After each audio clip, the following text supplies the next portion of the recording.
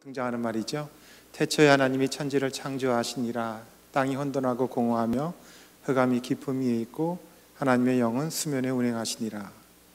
하나님이 이르시되 빛이 있으라 하시매 빛이 있었고 그 빛이 하나님 보시기에 좋았더라. 하나님이 빛과 어둠을 나누사 빛을 낮이라 칭하시고 어둠을 밤이라 칭하시니라. 저녁이 되고 아침이 되니 이는 첫째 날이니라. 이 표현 때문에 유대인들은 하루의 시작을 저녁에서부터 시작해서 그 다음날 저녁까지 가돼요. 그러니까 지금 이 시간쯤이면 하루의 마지막이 되는 거고요. 이따가 6시가 되면 하루가 시작되는 거예요. 하루 개념이 우리랑 틀려요. 드디어 6째 날이 됐어요. 6째 날은 드디어 누굴 만드셨어요? 사람을 만드셨어요. 동물도 만드시고 사람도 만드셨는데 사람을 만든 그날은 다른 날과 다르더라. 그 표현들을 우리가 몇 군데 찾아볼 수 있어요. 바로 앞에 보니까 25절에 보면은 다른 동물들은 또 다른 식물들은 그 종류대로 창조하셨는데 사람은 그 종류대로가 아니라 하나님의 뭐대로? 형상대로. 이게 첫 번째 차이점이에요. 그리고 다른 동물들은 뭐가 있어라, 빛이 있어라. 그런데 사람은 우리가 let's make, 우리가 만들자. 하나님이 직접 빚어 만드세요. 두 번째 차이점이에요. 또 세 번째 차이점은 뭐냐면요, 31절에 나오는데 보시기에 그냥 좋았더라가 아니라 심히 좋았더라. 네 번째 차이점은요, 6째 날이더라 라고 되어 있는데 다른 날은 그냥 첫째 날이더라, 둘째 날이더라, 셋째 날이더라 그랬는데 사람을 창조했을 때는 영어 표현에 보면은 the sixth day, 히브리어로 하라고 하는 정관사가 붙어요. 그 6째 날이다 그러면서 이 날은 더 특별한 날이었다 강조해요. 한 가지가 더 있는데요, 한 가지가 더 뭐냐면 27절에 보면요, 하나님이 자기 형상 곧 하나님의 형상대로 남자와 여자를 창조하셨다. 거기 창조라는 말이 두 번 등장하죠. 사람을 창조하시되 남자와 여자를 창조하셨다. 우리말로는 창조한다라는 말이 두 번 등장하고 있지만은 히브리 성경에 보면은 사람을 창조하시되 남자를 창조하시고 여자를 창조하셨다. 그래서 창조라는 말이 3번 등장해요. 성경에 똑같은 표현이 3번 등장하면 특별한 강조를 이야기해요. 이날은 하나님이 남자와 여자, 사람을 창조하신 날이다. 5가지 특징이 다른 동물이나 다른 식물이나 다른 우주 만물을 만들 때와는 또 다른 하나님의 특별한 의미를 여기다 부여해주고 있습니다. 그만큼 하나님은 우리를 어떤 특별한 목적을 가지고 지으셨어요. 그 특별한 목적 가운데 하나가 하나님의 형상대로 지으셨다. 여기서 찾아봤으면 좋겠어요. 다 같이 따라합시다. 우리는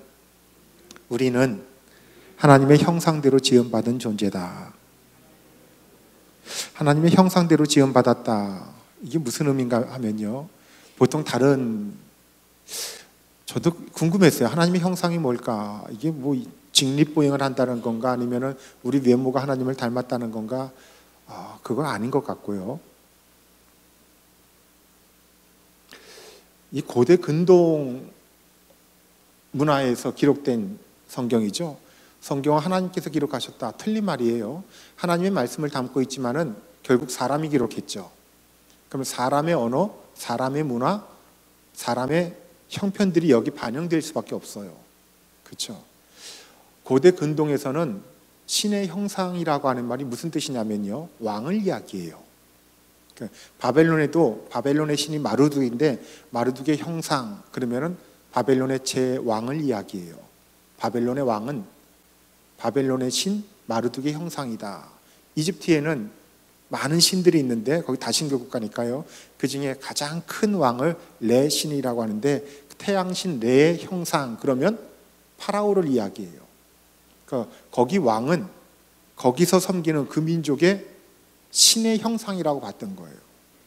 그럼 여기서 유대 민족들, 그 당시 히브리 민족들은 하나님의 형상 그러면 하나님은 유대 민족이 섬기고 있었던 세상의 유일하신 참 하나님이세요.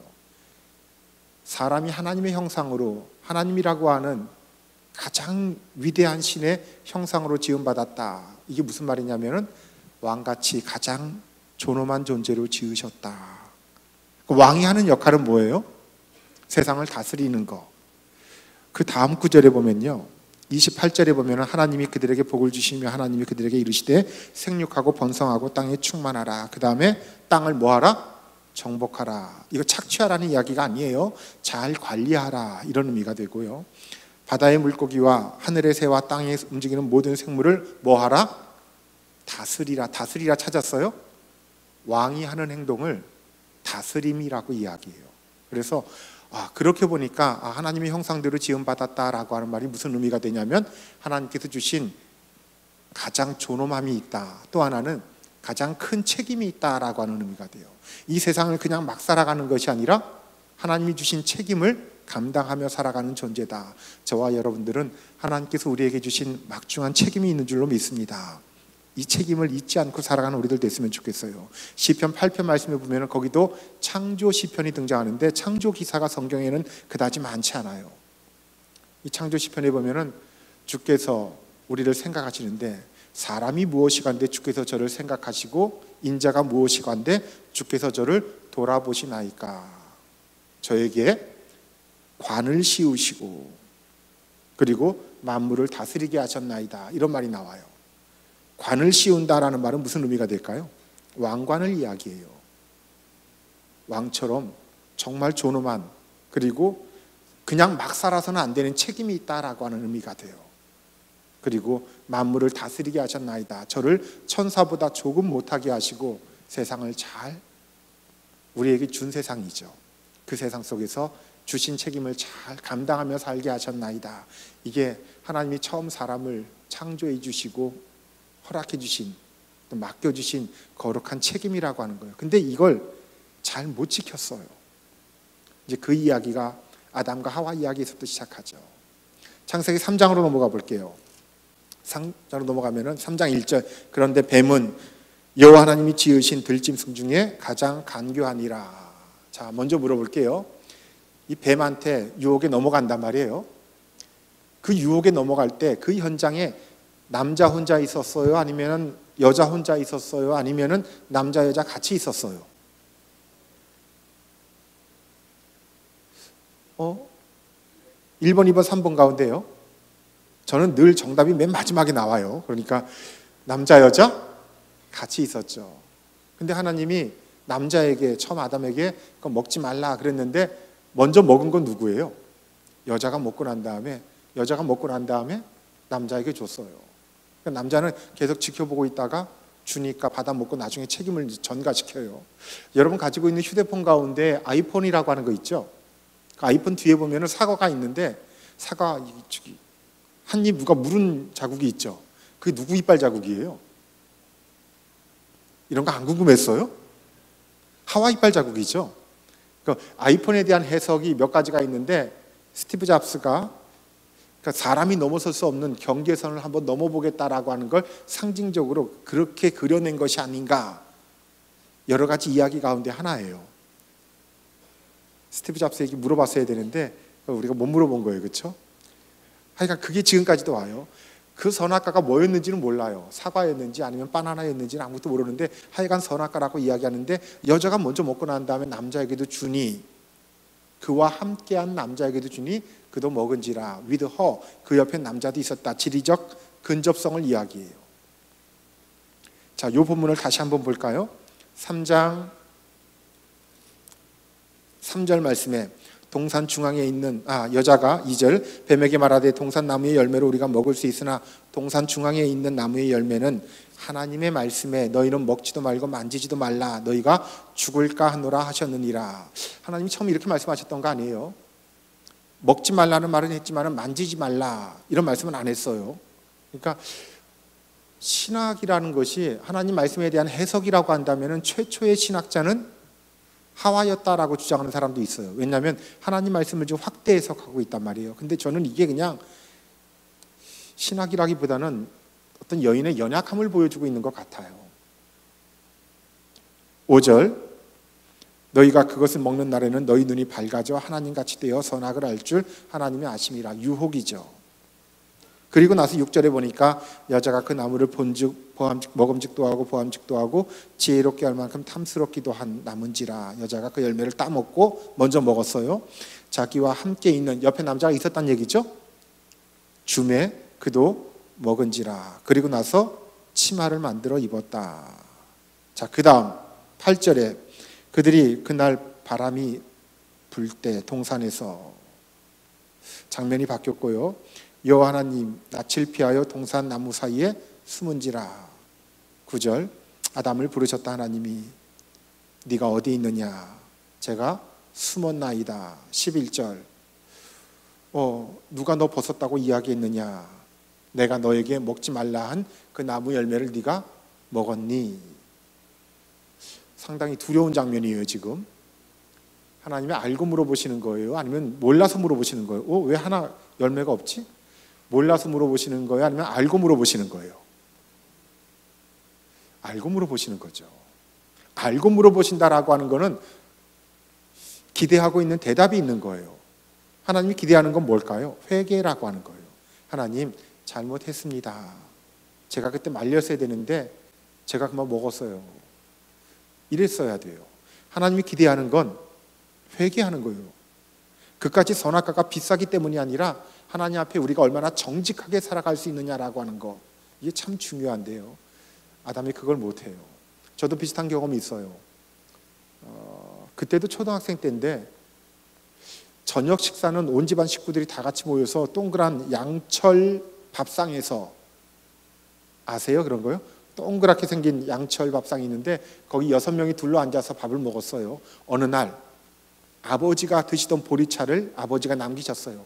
우리는 수돗물을 먹었고 아버지는 보리차를 드셨어요. 늘 아버지가 남긴 그 보리차를 무심결에 내가 먹었어요.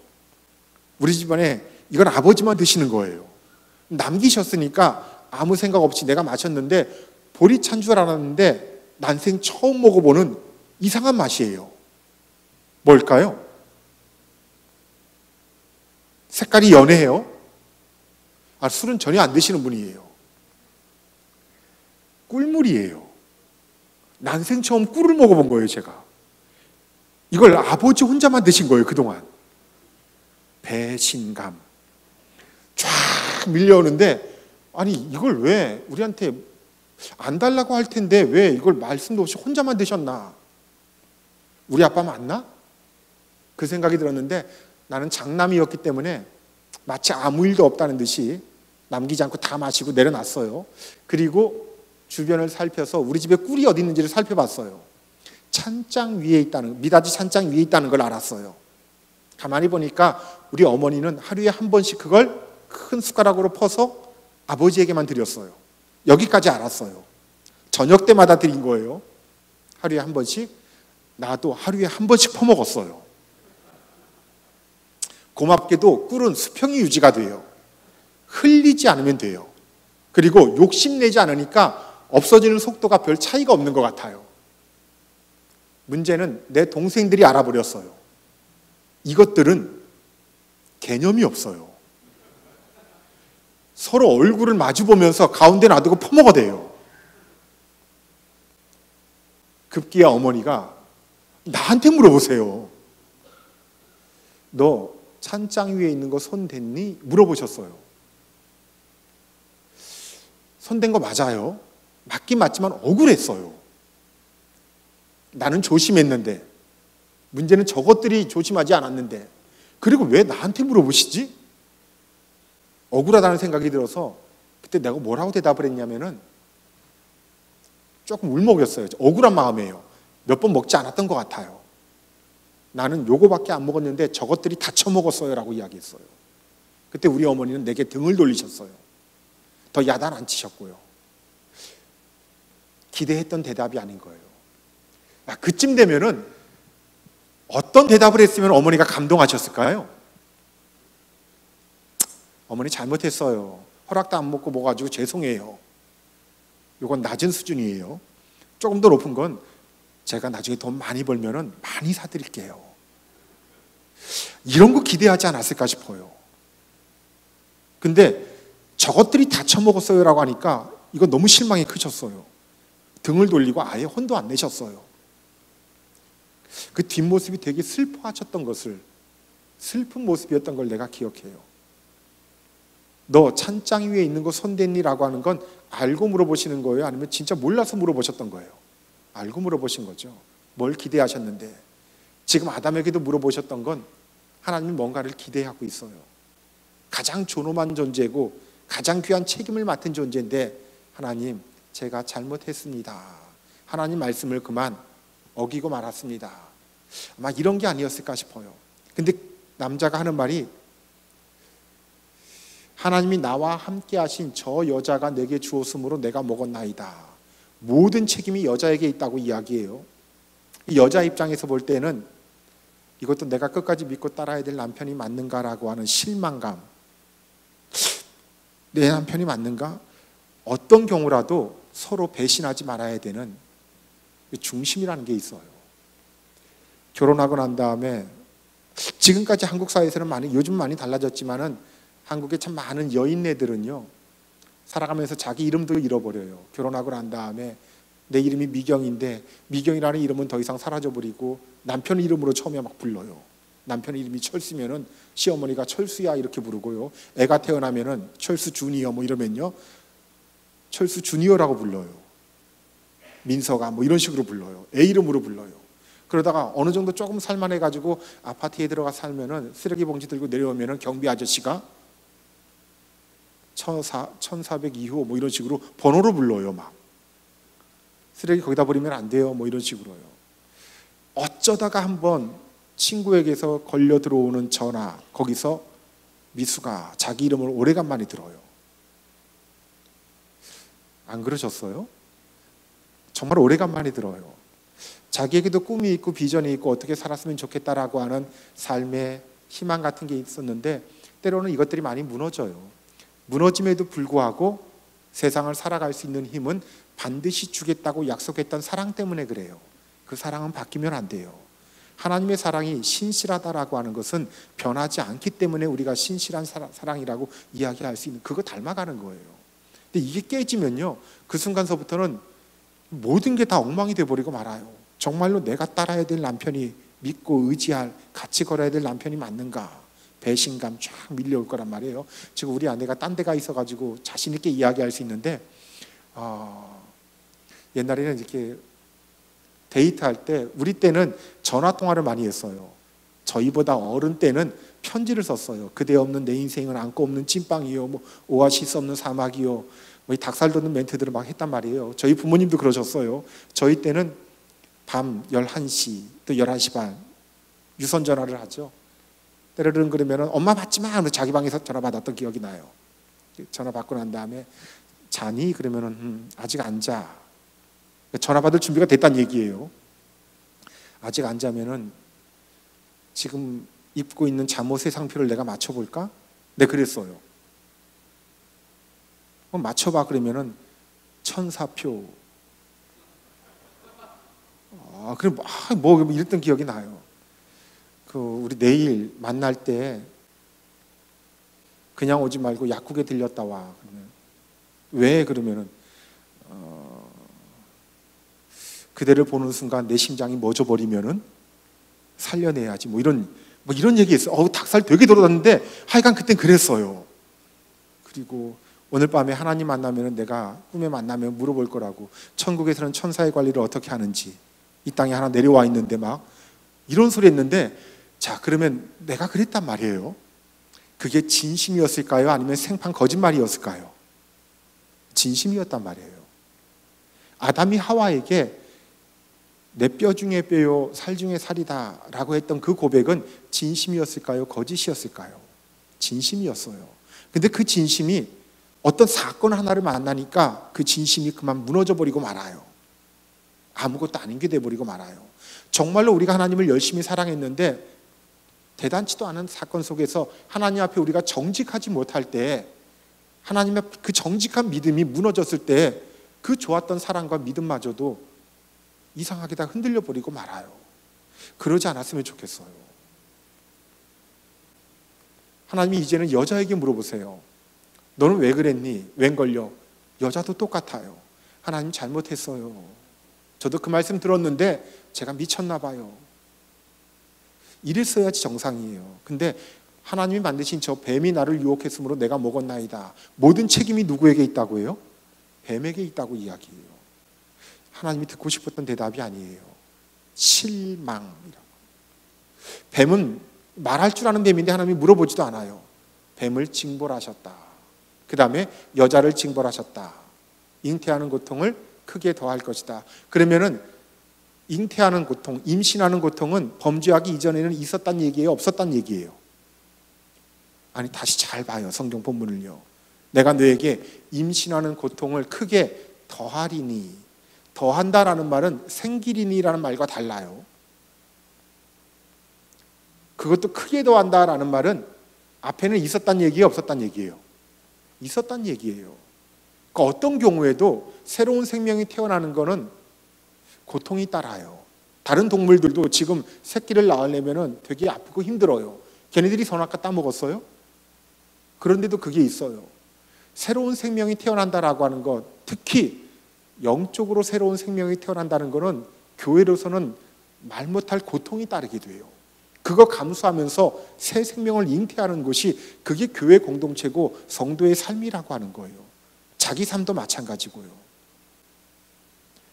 그런데 그렇게 아프고 힘들면서도 새로운 생명이 태어났을 때는 눈물을 뚝뚝 흘리면서 기뻐해요. 하나님이 주신 환희죠. 기쁨인데 이 기쁨의 순간도 지금 성경은 징벌의 맥락에서 해석하고 있는 거예요. 하나님이 주신 큰 기쁨도 하나님과의 관계가 회복되지 못하면 그냥 우리는 징벌받을 수밖에 없는 그런 존재에 지나지 않고 마는 거예요. 그리고 남자도 네가 머리에 이마에 땀을 흘려야 수고하는, 땀을 흘려야 먹고 마시게 될 것이다. 저는요, 요즘같이 청년 취업이 안 되는 때에 열심히 일해서 땀 흘려서 돈 벌 수 있는, 수입이 있는 당당한 가정이 되고 멋진 청년이 된다. 이건 징벌이 아니에요. 오히려 지금 우리가 바라는 거죠. 열심히 땀 흘리면서 살아가는 거. 이걸 못하는 게 오히려 이상한 시대죠. 안타까운 거죠. 열심히 일하며 산다라고 하는 거, 이건 처음서부터 하나님이 주신 당연한 질서 가운데 있어요. 그런데 그런 생활도 하나님과의 관계가 깨어지고 정직하지 못하면은 엉망이 돼버리고 마는 거예요. 이걸 도표로 한번 만들어 볼게요. 이런 모습이에요. 하나님이 먼저 남자에게 물어보셨어요. 내가 너더러 먹지 말라고 한 거 먹었니? 여자가 내가 내게 주었으므로. 여자에게 물어보세요. 너는 왜 그랬니? 뱀이. 이 뱀한테는 물어보지도 않아요. 이게 처음 등장하는 악인데 왜 하나님이 창조한 선한 세상에 악이 존재하는가라고 하는 것을 성경이 이야기하지 않는 거하고 마찬가지예요. 이 뱀은 바로 징벌하시고, 뱀을 징벌하시고 난 다음에는 여자를 징벌하세요. 그리고 난 다음에 남자를 징벌하세요. A, B, C, B-A- 보여요? 성경이 제시하고 있는 문학 기법 가운데 가장 대표적인 기법이에요. 부채꼴 모양인데요. 성경은 그냥 막 기록되지 않고 인간에게 부여된 지혜가 가장 많이 집중되어 있어요. 그냥 기록된 것이 아니라 최고의 지혜가 문학 기법에서부터 등장해요. 그래서 셰익스피어 같은 사람은 인류가 만들어낸 가장 위대한 문학 작품은 욥기라고 이야기해요. 그건 마치 오페라 같아요. 처음과 마지막이 있고 중간에 서로 주고받는 이야기들, 이건 따라갈 수 없는 어떤 문학 기법이에요. 그러나 셰익스피어는 그걸 문학 기법으로만 보았을 뿐이지 문학 작품으로만 봤지 하나님의 말씀으로 읽지는 못했어요. 참 우리가 감사한 건 이걸 하나님의 말씀으로 읽을 수 있는 안목을 우리들에게 주셨다라고 하는 것이 아닐까 싶어요. 근데 여기서 또 하나 생각해 봅시다. 지금 제가 화살표를 그렸는데 이렇게 대화가 오고 갈 때는 가능성이 남아있다는 거예요. 어떤 가능성? 회복의 가능성이 남아있다는 이야기예요. 이게 언제까지나 주어지는 건 아니에요. 이걸 살리지 못하면 징벌밖에는 없어요. 이게 지금서부터 펼쳐지는 창세기와 오경 그리고 신약 성경에 이르기까지 전체 모든 성경의 이야기에서의 공통된 구도가 돼요. 하나님은 우리들에게 기회를 주시지만 그 기회를 우리가 살리지 못할 때 계속 징벌을 받게 돼요. 그래도 포기하지 않는 하나님의 사랑은 여전히 지속되고요. 자, 이쯤 되면은 사람이 살리지를 못했어요. 끝까지 내 책임이 아니라라고 하면서 발뺌하고 하나님으로부터 멀어지려고 했지만 하나님은 그래도 아담과 하와를 포기하지 않아요. 그 포기하지 않음이라고 하는 걸 가지고 오시라고 이야기해요. 3장 마지막에 3장 몇 절이죠?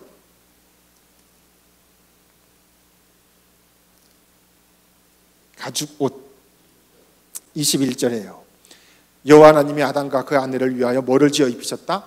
가죽 옷. 가죽 옷이 뭔지, 그러니까 이게 호피인지 악어 가죽인지 성경은 그런 데 관심이 없어요. 선악과가 사과인지 참외인지 이거 모르는 거하고 마찬가지예요. 이게 상징하고 있는 게 있어요. 버리지 않는 하나님의 사랑 이야기하죠. 이쯤 되면 버려야 돼요. 호세아 예언서를 보면은 너희가 멸망받아 마땅하다. 계속 나를 버리고 다른 민족, 다른 우상, 다른 남자를 찾아가서 거기서 잘못된 사랑을 나누고 있는데 이쯤 되면은 소돔과 고모라를 멸했던 것처럼 내가 아드마와 스보임을 멸했던 것처럼 너를 버려야 되는 것이 마땅하지만은 그러나 내가 그럴 수 없다. 불붙는 사랑이 내 안에서 끌어올라서 내가 너를 포기할 수 없구나. 이는 내가 하나님이요 사람이 아님이라. 호세아서 11장. 호세아서 핵심 메시지죠. 하나님의 사랑이 멈추지 않는 거예요. 그 사랑이 가죽옷이라고 하는 상징으로 남아요. 그리고 그 다음 이야기로 넘어갑니다. 가인과 아벨 이야기로 넘어가 볼까요? 여기도 사람이 하나님 앞에 범죄하게 돼요. 자, 앞에 이야기에서는 선악과를 먹었다는 것도 범죄고 이거보다 더 큰 범죄는 하나님 앞에 회개하지 않았다는 것, 책임을 전가했다는 것, 더 큰 범죄였는데 가인과 아벨은 좀 끔찍한 범죄예요. 가인은요 사람을 죽이는 살인죄가 등장해요. 4장 1절 아담이 등남을 했다. 4장 2절 아벨을 낳았다. 그런데 아벨은 양치는 자였고 가인은 농사하는 자였더라. 사회학자들은 인류 사회학자들은 이걸 사회학적으로 해석해요. 어떻게 해석하냐면은 아벨은 유목민 계열을 대변하는구나. 그리고 가인은 정착민 계열을 대변하는구나.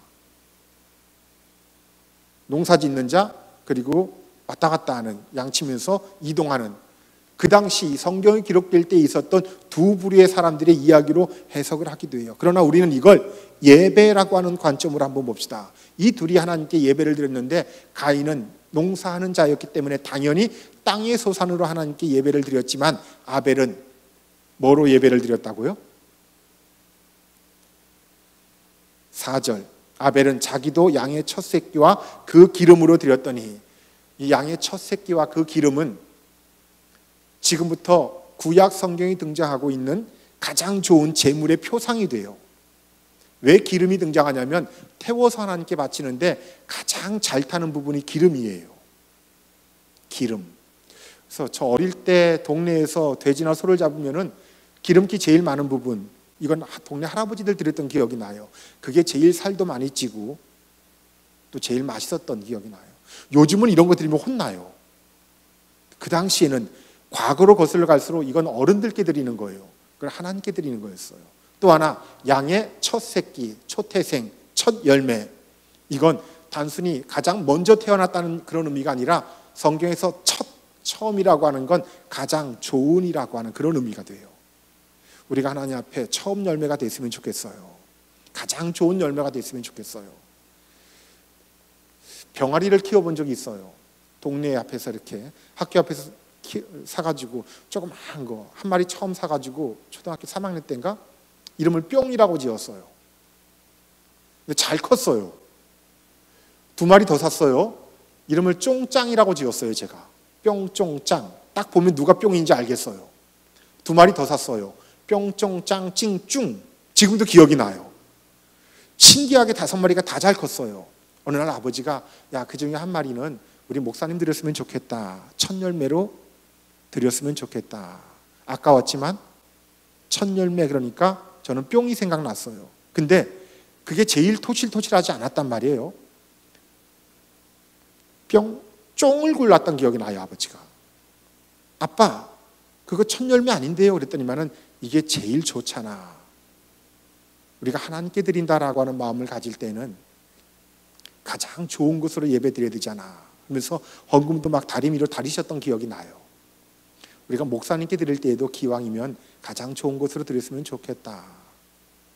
아쉬웠지만 감사하는 마음으로 사랑하는 병아리 쫑을 드렸던 기억이 나요. 하나님은 우리에게서 가장 좋은 것을 받기를 원하세요. 그러기 위해서 우리가 가장 좋은 사람들, 가장 멋진 인생을 살아가는 우리 청년들 되었으면 참 좋겠습니다. 나중에 하나님이 우리 인생을 보시고 내가 너를 받을 수 있겠느냐라고 할 때 하나님 부족하지만은 나는 정말 하나님 앞에 정직한 믿음의 사람이 되기를 걸어왔습니다.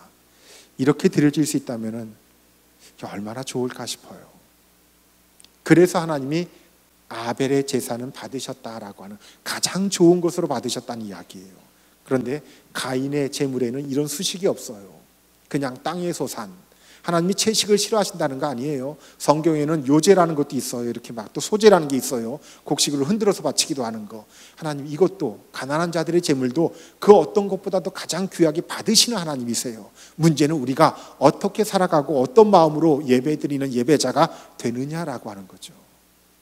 근데 이게 잘못됐을 때 예배가 잘못된 다음에 형이 동생을 죽여버리고 말아요. 하나님이 물으셨어요. 네 동생 아벨이 어디 있느냐? 가인이 뭐라고 대답해요? 모릅니다 라고 해요. 그리고 짜증도 내고 하나님께 화도 내요. 내가 내 동생을 지켜야 됩니까? 왜 나한테 물어봅니까? 이 말버릇 누구한테 배웠을까요? 저 여자 때문이라고 이야기했었던, 뱀 때문이라고 했었던 아마 그런 모습 똑같지 않아요? 똑같은 범죄를 저질러요. 지금 하나님이 알고 물어보셨던 거죠. 이때도요. 듣고 싶은 대답이 있는 거예요. 하나님 정말 잘못했습니다 라고 했어야 되는데 하나님이 뭐라고 하세요? 네 아우의 핏소리가 지금 땅에서부터 내게 울부짖고 있다. 다 듣고 있다. 다 아시는 하나님. 그럼에도 불구하고 우리에게 계속 기회를 주시고 말씀 주시고 우리를 떠나지 않고자 하시는데 결국 우리는 회개할 줄 몰랐고요. 세상을 유랑하는 자가 돼요.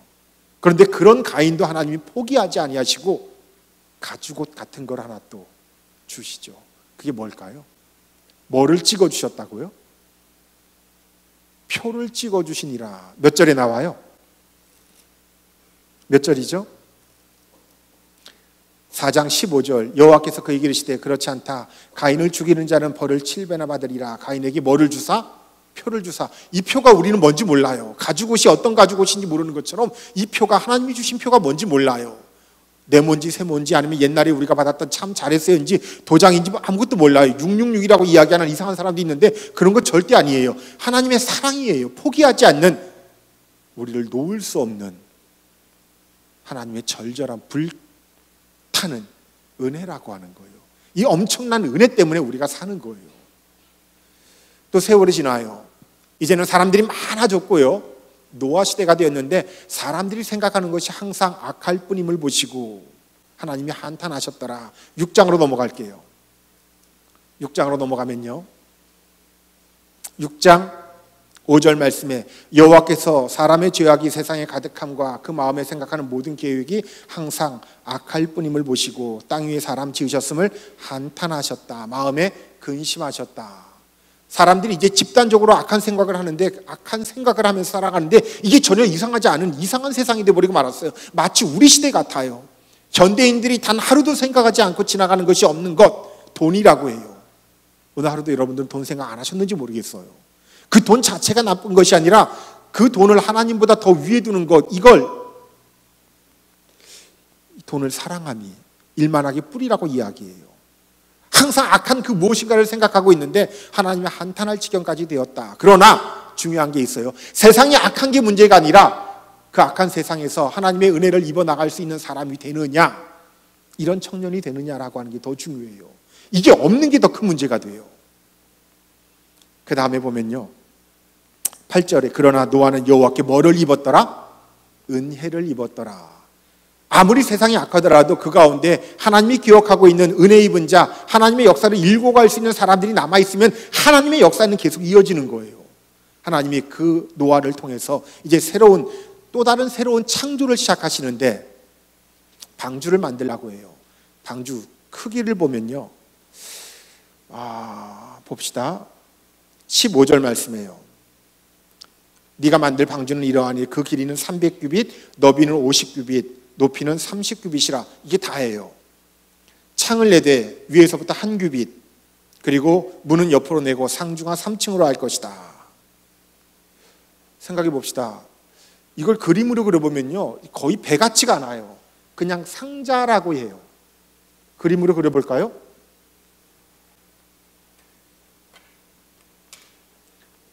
넓이가 300규빗,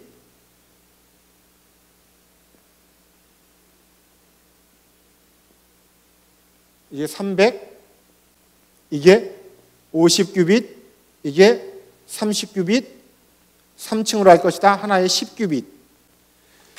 규빗이 여기서부터 여기까지죠. 골리앗의 키가 6규빗 한 뼘이었다라고 하는데요. 사무엘상 말씀해 보면요, 그때 뼘이라는 말도 나와요. 이 뼘은 반 규빗을 이야기해요.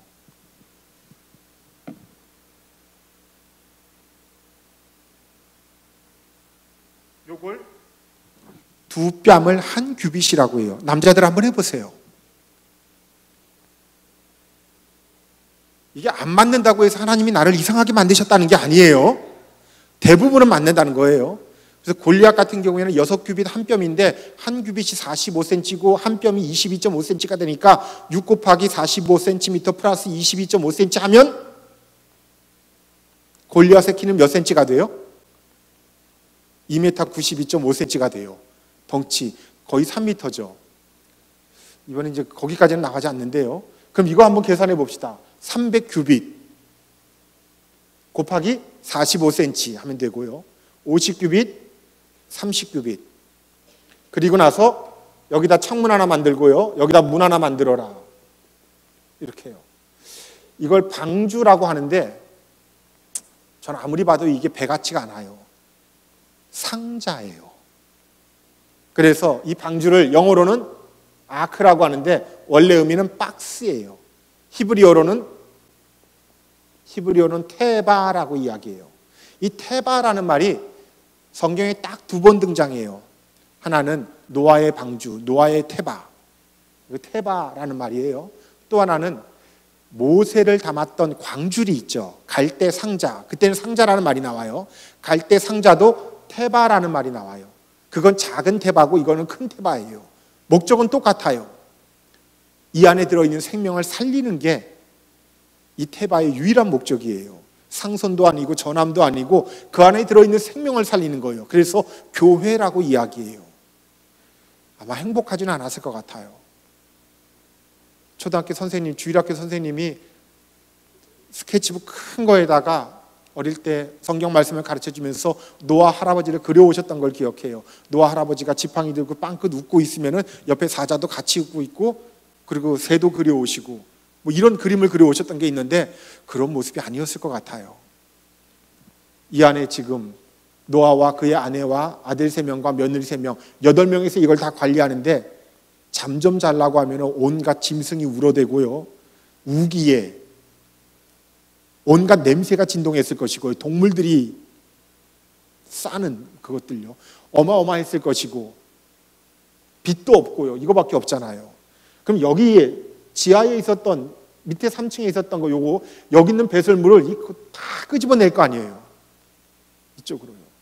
얼마나 힘들었을까요? 지지고 볶고 싸우고 별일들이 그 안에서 다 있었을 거예요. 교회는 그런 데예요. 그 안에서 그 어떤 일들이 벌어지더라도 이 배는 구원의 목적지까지 가는 거예요. 이게 중요해요. 그 안에서 설령 마음 상하는 일이 있다라고 할지라도 그래도 하나님은 이걸 구원의 목적지까지 이끌어 가시고 내려서 예배할 수 있는 공동체가 되게 해주세요. 이게 방주의 목적이고 오늘날 우리가 지켜가야 되는 유일한 목적이라고요. 사람을 존중하고 사람을 살리고 그 영혼이 하나님 앞에 바로 서 있는 새로운 피조물이 되어야 한다라고 하는 거, 이게 우리 시대에 하늘빛 교회가 감당해야 될, 또 제가 감당해야 될 우리에게 주신 거룩한 책임인 줄로 믿습니다. 이게 하나님의 구원이었어요. 여기서도 봅시다. 범죄했어요. 하나님이 세상을 물로 심판하셨단 말이에요. 이걸로 끝났으면 아닌데 하나님이 노아를 선택하시고 방주를 짓게 하셨다. 가죽옷이죠. 그리고 가인에게 찍어주셨던 표였죠. 똑같은 구도가 여러분 지금 보입니까? 이게 안 보이시면 안 돼요, 지금요. 이제 그 다음 이야기로 넘어가 볼게요. 6장, 7장, 8장, 9장까지 이 노아 홍수 이야기가 계속 이어지다가요, 노아에 대해서는 그러나 노아는 하나님께서 말씀하신 대로 다 준행하였다. 다 준행하였다. 쉽지 않았다는 이야기예요. 이제 6장, 7장, 8장, 9장. 9장에 보면은 하나님이 언약을 맺죠. 9장 1절 볼게요. 하나님이 노아와 그 아들들에게 복을 주시며 그들에게 이르시되 생육하고 번성하여 땅에 충만하라. 이거 언제 하셨던 말씀이죠? 처음 사람을 지었을 때 창조하시고 난 다음에 하셨던 말씀을 다시 반복하세요. 새로운 창조라는 이야기예요. 이 하나님의 새로운 창조 이야기는 지금도 계속해서 이어지고 있는 거예요. 지금 우리 시대에도 이 땅에서 생육하고 번성하고 땅에 충만해야 될 것이다. 그러나 정직하게 살아야 될 것이고 하나님의 법을 따르는 하나님의 사람으로 살아가야 될 것이다. 이 창조가 계속 이어지고 있는 거예요. 무지개를 보여주시고요, 13절에 내가 내 무지개를 구름 속에 두었으니 이것이 언약의 증거가 될 것이다. 그 무지개가 그때 처음 생긴 것인지 아니면 이전부터 존재했는데 하나님이 보여주시면서 이걸 볼 때마다 이 새로운 언약을 기억하라 하신 것인지 이건 잘 모르겠어요.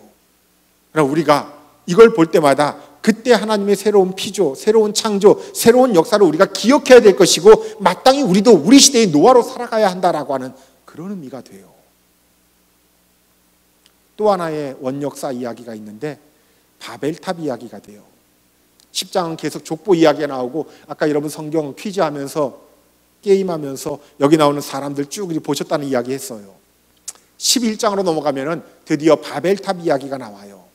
바벨탑 이야기는 그나마 조금 역사적 기록이 좀 남아있어요. 청년들이니까 이야기할게요. 여기까지 이야기를 조금 전문적인 말로 전역사라고 불러요.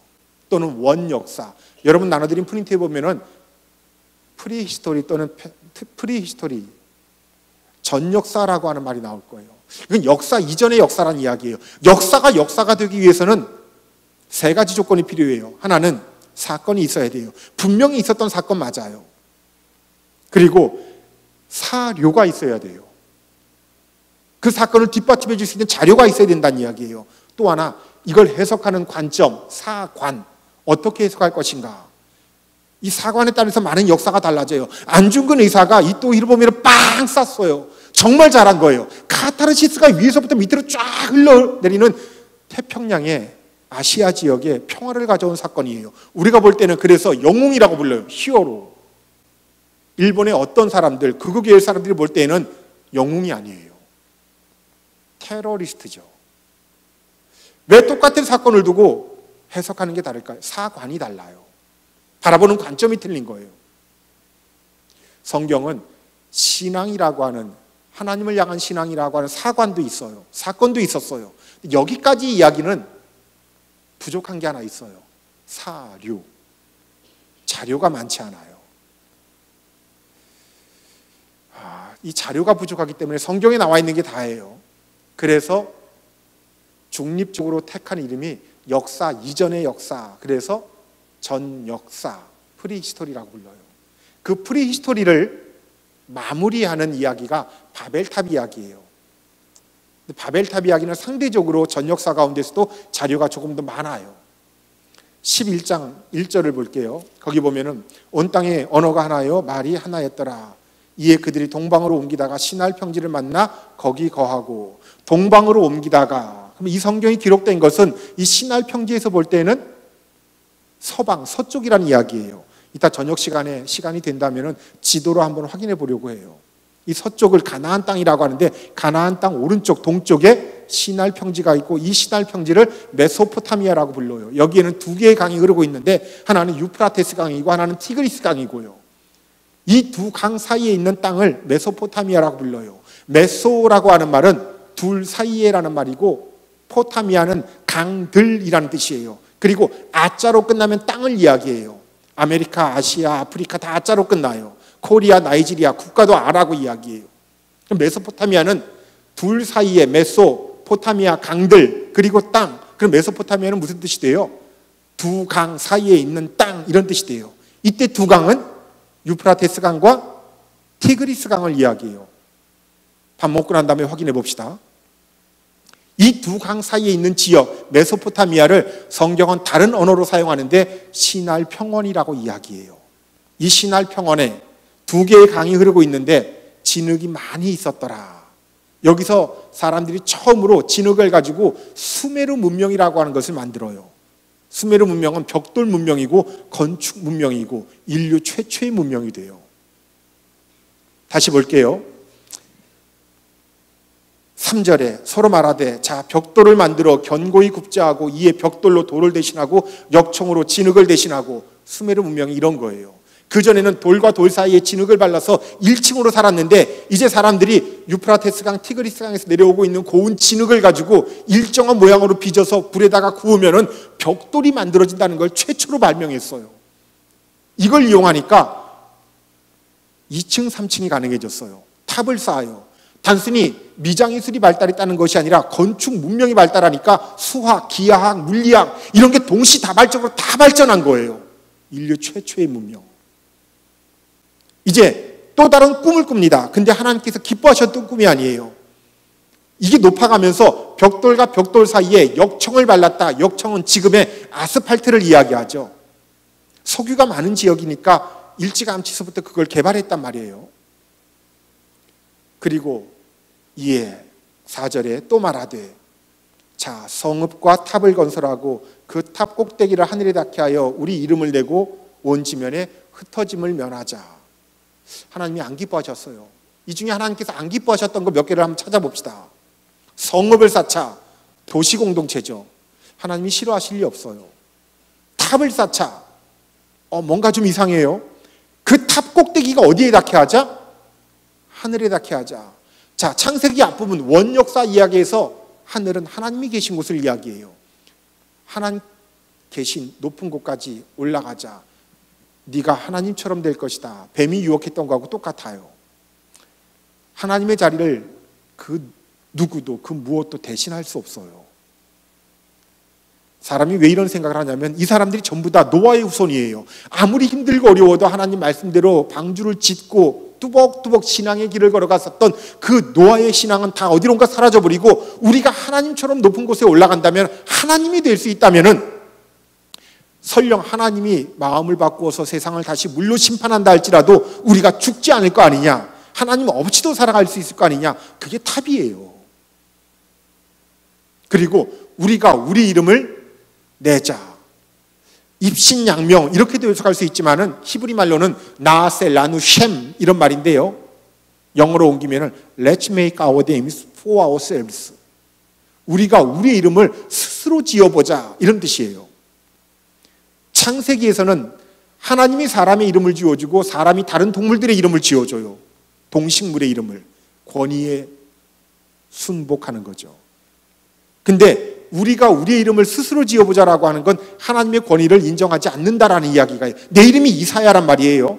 이름이 그렇게도 자부심이 있고 책임이 있는데 이 이름은 내가 지은 게 아니에요. 어느 날 보니까 내 이름이 이사야더라고요. 우리 아버지가 지어줬어요. 목사님도 아니고 그냥 장로님인데 너 이렇게 살았으면 좋겠다. 나는 말씀대로 살 것이고 너는 이름대로 살아라. 이거 변하지 말라. 나중에 알았어요. 그런 기도하신 줄요. 그 이름은 우리 아버지가 지어준 거란 말이에요. 아버지라는 권위로 지어주신 거고 사람의 이름은 지금 하나님이 지어주는 그런 시대였는데 우리가 우리의 이름을 스스로 지어보자 하나님의 권위를 인정하지 않겠다라고 하는 그런 뜻이 돼요. 온 지면에 흩어짐을 면하자. 사람이 단결하면 하나님의 자리도 대신할 수 있다. 탑을 쌓는 거 좋아요. 문명이 발전하는 거 좋아요. 바쁘죠. 바쁜 생활을 하는 건 좋아요. 그러나 그 중심에 하나님이 계시냐라고 하는 거. 요 이야기 다음에 드디어 아브라함이 제단 쌓는 이야기가 나와요. 우리는 탑을 쌓는 존재가 아니라 하나님 앞에 제단을 쌓는 거예요. 우리가 가장 꼭대기에 올라가서 하나님 인양하는 것이 아니라 하나님 앞에 우리가 죽는 사람들이에요. 제물되어지는 삶을 살아가는 거. 이건 따라했으면 좋겠어요. 탑을 쌓는 인생이 아니라 제단을 쌓는 사람이 되자. 그리고 우리가 제물됐으면 좋겠어요. 그게 하나님께서 기뻐하시는 예배가 될 거예요. 사람의 교만이죠. 우리가 하나님처럼 될 수 있다라고 착각하고 있어요. 하나님이 그 모습을 보시고 더 이상은 안 되는데 저들을 흩어버려야겠다. 바벨탑을 폭파시켰다는 거 아니에요. 그냥 중단시키셨어요. 그래서 그 중단된 흔적이 지금도 이라크 지역에 여전히, 이 바벨론 지역은 바벨론 지역, 지금의 이라크를 이야기하죠. 거기 그 바벨탑의 흔적들, 지구라트, 이런 탑들요, 여전히 많이 남아있는 거죠. 그냥 그들이 서로 말을 알아듣지 못하게 했다. 흩어지게 했다. 11장 9절 말씀이죠. 11장 9절에 그러므로 그 이름을 바벨이라 하니 이는 여호와께서 거기서 온 땅의 언어를 혼잡하게 했습니다. 여호와께서 거기서 그들을 온 지면에 흩으셨더라. 사람들이 흩어지고 똑같은 말을 사용해도 아빠, 옛날에는 그렇게 이렇게 정겹게 들렸는데 아빠 그러니까 이게 뭔 꿍꿍이지? 돈 달라는 소리인가? 이상한 사회가 돼버리고 말았어요. 목사님이라고 불렀는데 정말로 기도할 게 있는가 보다라고 해야 되는데 왜 부담이지? 피하는 시대가 돼버리는, 정말 이상한 시대가 돼버리고 말았어요. 성령께서 다시 오실 때 사도행전에 보면은 이 흩어진 언어를 다시 회복시키세요.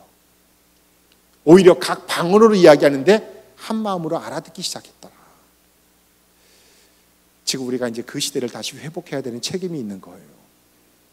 자, 여기까지가 전 역사예요. 지금 4가지 이야기를 했어요. 도표를 볼게요. 그리지 않을게요. 여러분 나눠드린 프린터를 보면요, 저는 이 교회에 와가지고 뭐든지 다 좋다 했는데 지우개가 안 좋구나. 다 감동했는데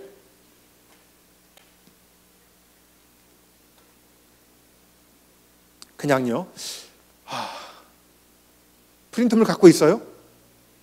자, 아담과 하와 이야기 정리해 봅시다. 먹지 말라고 한 거 먹었고, 그리고 전가했어요. 책임을 회개하지 않았어요. 범죄. 하나님이 에덴 동산에서 쫓았어요. 징벌. 그래도 은혜를 베푸셨어요. 가죽옷. 가인과 아벨 이야기. 악하게 살았어요. 동생을 죽였어요. 범죄. 하나님이 세상을 유랑하게 했어요. 징벌. 그래도 포기하지 않는 은혜를 베푸셨어요. 표. 노아 홍수 이야기. 항상 악할 것만 생각하고 악한 짓을 해요. 집단적인 소셜 바이올런스. 히브리 말로 하마스, 강포라고 돼 있어요.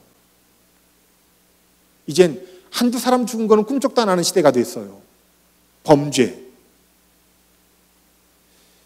세상을 물로 쓸어버리셨어요. 하나님의 징벌. 노아를 선택하시고 무지개를 보여주시고 방주, 태바를 건설하게 하셨어요. 구원. 하나님의 은혜죠. 마지막 이야기, 바벨탑 이야기에서 사람들의 교만, 하나님이 주신 은혜 속에 파묻혀 살면서도 그 은혜가 은혜인 줄 모르고 사는 이상한 시대가 돼버리고 말았어요.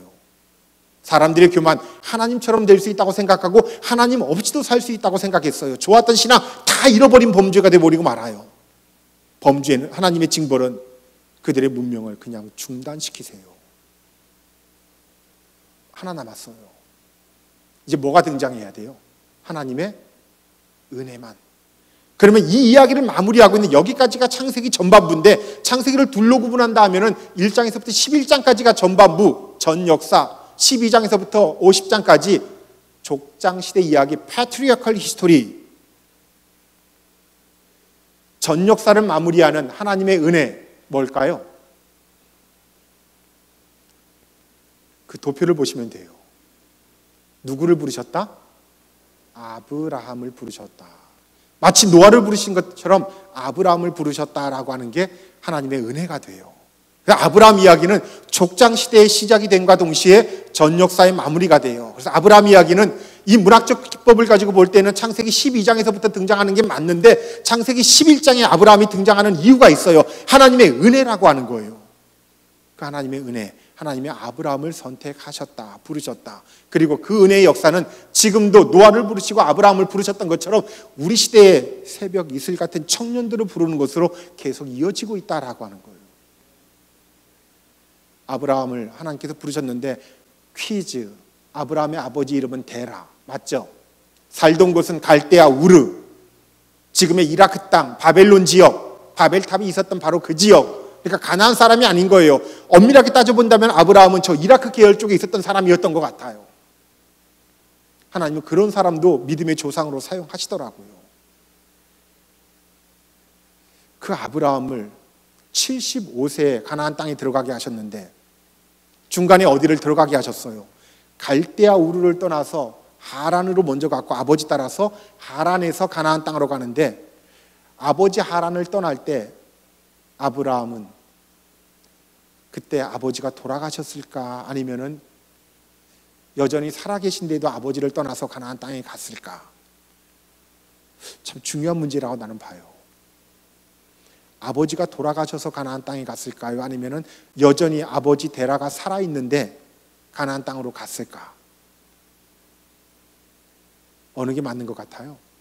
계산해 봅시다. 창세기 11장 마지막에 데라가 등장하는, 아니 데라가 아니라 아브라함이 등장하는 것이 하나님의 은혜라고 했는데 10절서부터 11장 10절에 보면은 족보가 다시 등장해요. 모든 족보가 나올 때 구약에서는 마지막에 누가 등장하는지를 봐요. 아브라함이 등장하더라. 26절에 데라는 70세에 아브라함과 나홀과 하란을 낳았다. 그 다음에 32절에 데라는 나이가 205세가 되어서 하란에서 죽었더라. 하란은 세계에서 가장 먼저 벼농사가 있었던 지역이에요. 그만큼 비옥했다는 것이고요. 그 메소포타미아 지역, 상류 지역을 하란이라고 불러요. 메소포타미아 지역은 4대 문명 가운데 하나잖아요. 4대 문명의 공통점, 반드시 뭘 끼고 있다는 거예요? 강을 끼고 있다는 거. 비옥한 지역이라는 이야기고요. 비옥한 땅 가운데서 가장 비옥했던 게 하란 지역이에요. 그래서 첫 번째 벼농사가 있었고요. 갈대아 우르를 떠났던 하란이 북쪽으로 올라가서 하란에 머무를 수밖에 없었던 건 거기가 땅이 너무 좋아요. 더 이상 가봤자 여기보다 더 좋은 땅이 없을 것이다 해서 거기 머물렀어요. 그러나 하나님은 가나안 땅 가는 게 목적이었단 말이에요. 아브라함이 가나안 땅까지 가요. 데라는 하란에 머물러서 죽고요. 205세에 죽었더라. 12장으로 넘어갈게요. 드디어 아브라함의 역사가 시작하는데 12장 4절, 이에 아브라함이 여호와의 말씀을 따라갔고 롯도 그와 함께 갔으며 아브라함이 하란을 떠날 때에 75세였더라.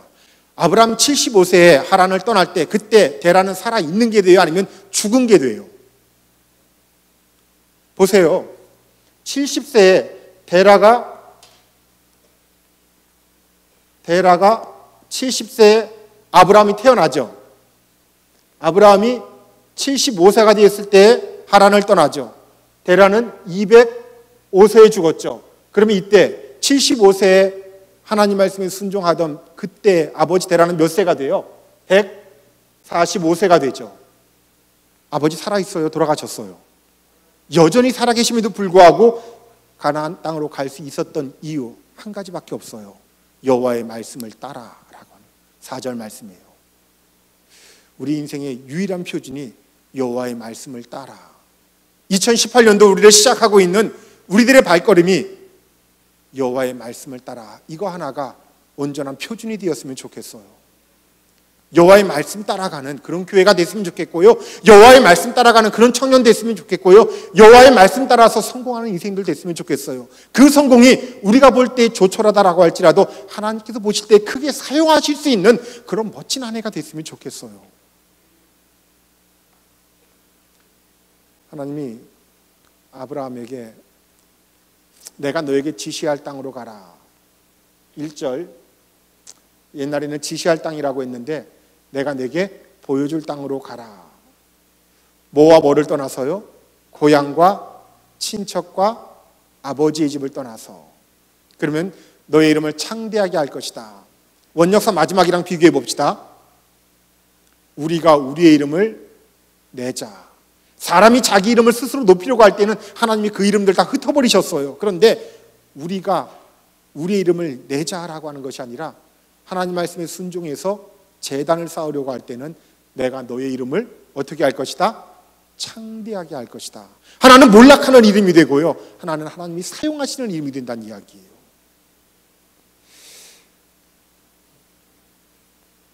(7절) 말씀에 여호와께서 아브라함에게 나타나 이르시되 내가 이 땅을 내 자손에게 주리라 하신지라.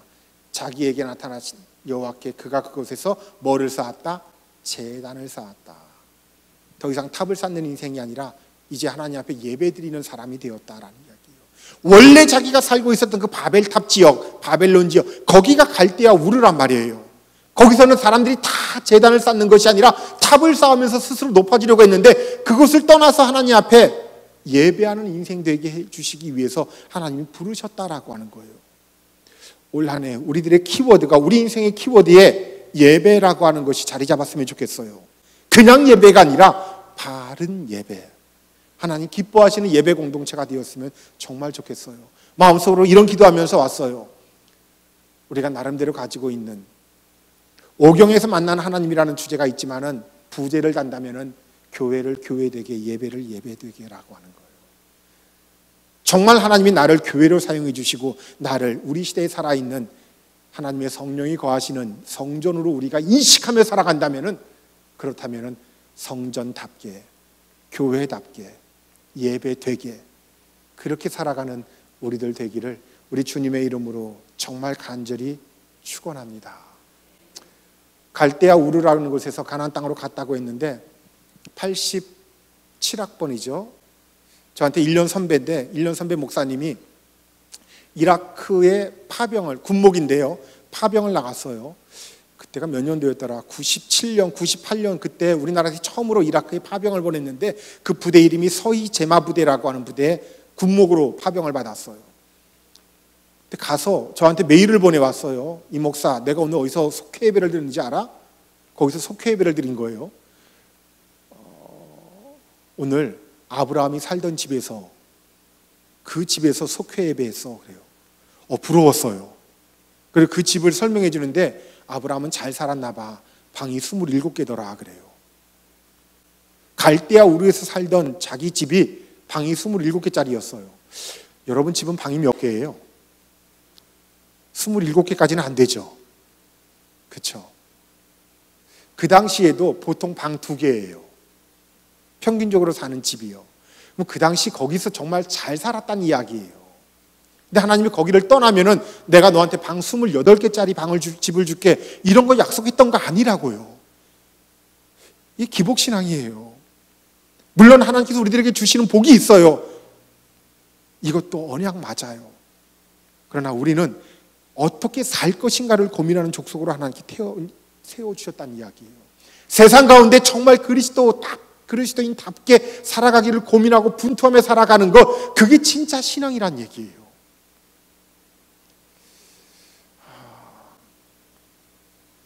이제 이 아브라함을 통해서 새로운 시대가 펼쳐져요. 나눠드린 프린트를 볼게요. 프린트 보면은 이때부터 이야기를 뭐라고 불러요? Patriarchal History 찾았습니까? 1페이지 도표 밑에 위에서 7번째 줄, 흔히 족장사라는 이름으로 불린다. 창세기 12장에서부터 50장까지. 이 족장이라는 말이 좀 우스워 보이지만은 공통된 이제 표준 언어예요. 여기 족장들 4사람이 등장해요. 하나는 아브라함, 또 하나는 이삭, 그 다음에 누구죠? 야곱, 그 다음에 가장 많은 분량을 차지하고 있는 창세기 37장에서부터 50장까지 요셉 이야기. 요셉 이야기가 가장 길고 그 다음에 아브라함 이야기가 두 번째로 길어요. 그 다음에 야곱 이야기, 그 다음 이삭 이야기. 이삭이 제일 짧아요. 이삭은 또 가장 온유에 있었던 사람이었고. 아브라함 이야기부터 다시 봅시다. 아브라함에게 하나님이 너는 너의 고향과 친척과 아버지의 집을 떠나라, 그런 것 같은데 사실 뭐 하나 떠나지 못했어요. 고향 떠난 거 맞죠? 갈대아 우르도 떠났고 하란도 떠났단 말이에요.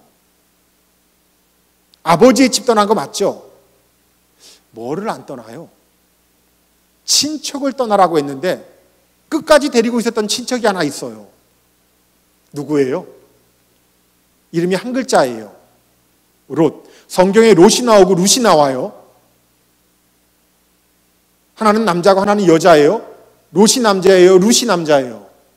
롯이 남자예요. 하나는 조상이고 하나는 그 후손이에요. 롯이 조상이고 그 후손이 룻이에요. 롯에게서 성경에 모압과 암몬이라고 하는 민족이 나오고 가까이에서는 안 되는 민족이 되어버리고 마는데 그 이방 민족이 되어버린 모압 민족의 후손에서 룻이 등장하고 이 룻이 다시 다윗의 조상이 되고 여기서 그리스도가 나와요. 이방 민족이라도 그리스도의 조상이 돼요. 하나님은 잡족 같은 우리를 가장 귀하게 사용하시더라라고 하는 거예요. 롯만은 버리지를 못했던 것 같아요. 떠나라고 했었던 과감이 어느 순간에는 때로는 인정도, 때로는 물정도, 자기만의 사정도 하나님의 말씀 앞에서는 어쩌면 죽어야 되는 존재들인 거예요. 떠나야 되는 존재들인 거예요. 결국은 같이 있었는데 언제 떠나요? 이런 일이 벌어져요. 가나안 땅에 도착을 했는데 하나님은 가나안 땅에 머무르라고 했는데 아브라함이 점점 남방으로 내려갔더라. 1장 9절에 보면 남방 찾았어요. 이 남방이 히브리 말로는 네게브라고 해요. 가나안 땅 남쪽 지역은 사막이에요. 그 사막을 네게브라고 해요. 남쪽 지역을 사막, 네게브. 13장 1절에 보면은 이집트에서 가나안 땅으로 올라갈 때 아브라함이 네게브로 올라가더라. 찾았어요? 거기 13장 1절에 네게브라는 말이랑 12장 9절에 남방이라는 말이 같은 단어예요. 히브리 말로는 둘 다 네게브예요. 남쪽에 있으니까 남방이라고 했는데, 그런데 이집트에서부터 가나안 땅으로 올라갈 때는 북쪽으로 올라가는 것이 되니까 남방으로 올라가더라. 옛날에는 그렇게 번역했어요. 이게 헷갈리니까 네게브로 올라가니라 이렇게 바꾼 거예요.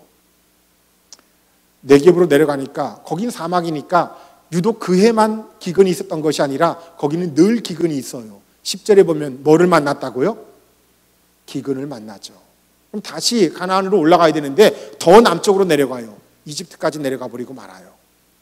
그리고 거기서 자기 아내를 빼앗길 뻔하고 가장 큰 위기를 만나지만은 하나님의 개입하심이 사람이 저질러 놓은 가장 큰 사고도 은혜로 바꿔주셨어요. 그리고 다시 가나안 땅으로 돌아와요. 돌아온 다음에 내가 하나님 앞에 순종하지 못한 게 뭐가 있지? 롯을 떠나보내요. 힘들었을 거예요. 싸움이 일어나요. 세상 사람들이 볼 때 땅 때문에 싸우는 친척이 돼버리고 말아요. 네가 먼저 선택해라. 롯이 소돔과 고모라 지역을 선택하고 난 다음에 그때 하나님이 비로소 너 있는 곳에서 북쪽과 남쪽 그리고 동쪽과 서쪽을 바라보라. 이때 하나님이 처음으로 가나안 땅을 제대로 보여주세요. 내가 너에게 보여줄 땅으로 가라. 그때 보여주세요. 그전에는 와 있으면서도 본 적이 없는 거예요. 하나님이 이 모든 땅을 내가 너와 너의 후손에게 줄 것이다. 이때부터 아브라함의 진정한 순종이 시작돼요. 그러나 그 순종 속에서도 계속 사고는 치고 사건들은 만나요. 그때마다 떠나지 아니하시고 포기하지 않는 하나님의 은혜가 아브라함을 믿음의 조상이 되게 만들어요. 13장으로 넘어가 볼게요. 13장 14절 말씀이에요. 롯이 아브라함을 떠난 후에 여호와께서 아브라함에게 이르시되 너는 눈을 들어 너 있는 곳에서 북쪽과 남쪽 그리고 동쪽과 서쪽을, 우리는 동서남북이라고 하지만 이스라엘 사람들은 북남동서라고 불러요. 보이는 땅을 내가 너와 내 자손에게 주리라. 이게 하나님의 계산법이에요. 좋은 땅 다 주었기 때문에 남아있는 것이 없다라고 생각했지만 하나님은 이제 모든 것이 다 네 것이다라고 이야기해요. 하나님의 계산법. 이제 땅을 보여주세요. 12장 1절에서 내가 너에게 보여주는 땅으로 가라. 거기 비로소 이제 제대로 순종했을 때 이제 땅이 하나님께 주신 기업이 보이기 시작해요. 이건 에덴 동산 같은 거예요. 맡아서 잘 관리해야 될 것이고, 이 땅을 성경은 젖과 꿀이 흐르는 땅이라고 부르기 시작해요. 아브라함이 그 땅에 처음 들어갔을 때 그 땅에 젖과 꿀이 흘렀을까요? 웬걸요? 약속의 땅이라고 해서 와봤더니 바람과 전갈, 황무함, 사막 이런 거밖에 없어요. 살기 너무 힘들어요. 그 전에 살던 곳 하란이라는 곳, 그 비옥했던 땅이었는데 또 그 전에 살던 곳 갈대아우르, 세계에서 가장 잘 나가던 상업지대였었고 거기서 제일 잘 사는 집안 가운데 하나였는데 그 말씀을 따라서 왔더니 사는 게 너무 힘들더라. 그래도 여호와의 말씀대로 여기까지 왔더라. 그래서 그를 믿음의 조상이라고 부르는 거예요. 젖과 꿀이 흐르는 땅은 그 땅이 처음서부터 비옥했다는 것이 아니라 그런 땅으로 만들어 가야 되는 거룩한 책임이 우리에게 있다는 이야기예요. 에덴 동산도 거기서 하나님께서 경작하라고 했어요. 일하라고 했어요. 그렇게 만들어 가야 되는 책임이 아담과 하와에게 있었다는 이야기예요. 지금 이 교회도 하나님이 우리에게 주신 우리의 기업이 맞다면 그렇게 만들어 가야 되는 책임이 우리에게 있다는 이야기예요. 다시 볼게요. 그 가나안 땅은 옛날에, 올해가 작년이네요. 종교개혁 몇 주년이었죠? 500주년. 종교개혁 500주년을 이끌었었던 두 명의 선각자, 한 사람은 마틴 루터, 또 한 사람은 존 칼빈, 깔뱅이라고도 하고요. 이 칼빈은 법률가였어요. 그리고 칼빈은 성경에 나오는 법대로 모든 걸 다 처리를 했어요. 신성모독, 그러면 사형 뭐 이랬어요. 근데 칼빈 밑에서 신앙생활했던 과학자 가운데 카슈토라고 하는 과학자가 있는데 성경에 젖과 꿀이 흐르는 땅, 이게 너무 신기한 거예요. 얼마나 좋길래, 이게 궁금해서 성지 순례를 혼자 가요. 스위스에서 이스라엘까지 성지 순례를 갔다 와서 보고해요. 칼빈 목사님, 제가 이스라엘에 가봤는데 성경에 틀린 부분이 있어요. 거긴 젖과 꿀이 흐르지 않고 사람이 살 수 없는 황량하고 바람과 전갈이 있어요. 성경에도 틀린 부분이 있어요. 이렇게 이야기했다가 칼빈이 그를 화형시켜버려요. 신성모독이라고 해가지고. 칼빈이 정말 무서웠어요. 예배 시간을 빼먹었다, 사형. 예배 시간에 졸았다, 무기징역. 헌금을 안 드렸다, 무기징역. 이거 요즘에도 그랬으면 참 좋겠어요. 수업 시간에 졸았다, 저는 이제 학교에 있으니까요, 사형. 이렇게. 자, 그럼 그 당시에는 루터와 칼빈 500년 전만 하더라도 성경을 문자적으로만 이해했다는 이야기예요. 그 안에 들어있는 영적인 해석을 못했다는 이야기죠. 그런 땅으로 만들어 가야 되는 책임이 있다는 이야기죠. 아브라함에게 허락해 주신 가나안 땅, 크기가 크지 않아요. 기껏 해봤자 28,000제곱킬로미터밖에 안 돼요. 우리나라보다 넓을까요? 좁을까요? 프린트물을 먼저 다 보신 분들은 알 거예요. 우리나라 남북한을 다 합치면 21만 6,950제곱킬로미터예요. 나는 왜 이런 숫자가 기억나는지 몰라요. 이스라엘 땅은 28,000, 우리는 21만 6,950, 그러면 우리가 8배 넓어요. 우리도 작은 땅 같지만은 가나안 땅은 8분의 1밖에 되지 않아요. 우리의. 그런데 하나님은 큰 민족을 이루겠다고 하셨어요. 그 큰 민족은 단순히 이게 숫자가 많은 것, 땅덩어리가 넓은 것, 이걸 이야기하는 게 아니라고요. 얼마나 좋은 영향력을 그리스도의 이름으로 세상 가운데 드러내며 살아갈 수 있느냐, 좋은 영향력 있는 사람들이 될 수 있느냐, 우리가 그런 사람이 되자고요. 이런 소망은 하나님이 들어주신다고요. 이게 큰 민족이고 약속 있는 민족이고 성경이 말하는 첫 열매가 된다고요. 하나님이 그 언약을 지금 아브라함에게 주셨던 거예요. 이제 그런 민족, 그런 믿음의 역사를 일구어 가라. 그 언약은, 또 그 축복은 우리 시대에도 계속 이어지는 줄 믿습니다. 저는 가끔 대학생들을 보면은 예배드리는 모습을 학교에서 체프로 인도하면서요, 그냥 위에서 가끔은 별짓도 다 하거든요. 막 체프는 그냥 조용히 예배드리면 안 돼요. 그냥 뭔가를 막 퍼포먼스도 하고 별걸 다 해야 돼요. 그래야 집중을 많이 해요. 한꺼번에 1,200명씩 앉아 있어요. 그러면 목도 아파요. 뭐 집어 던지기도 해요. 막 하나님의 은혜 다 집어 던지고, 그래서 와 그러면서 별짓을 다 해요. 어쩔 때 막 눈물 나요.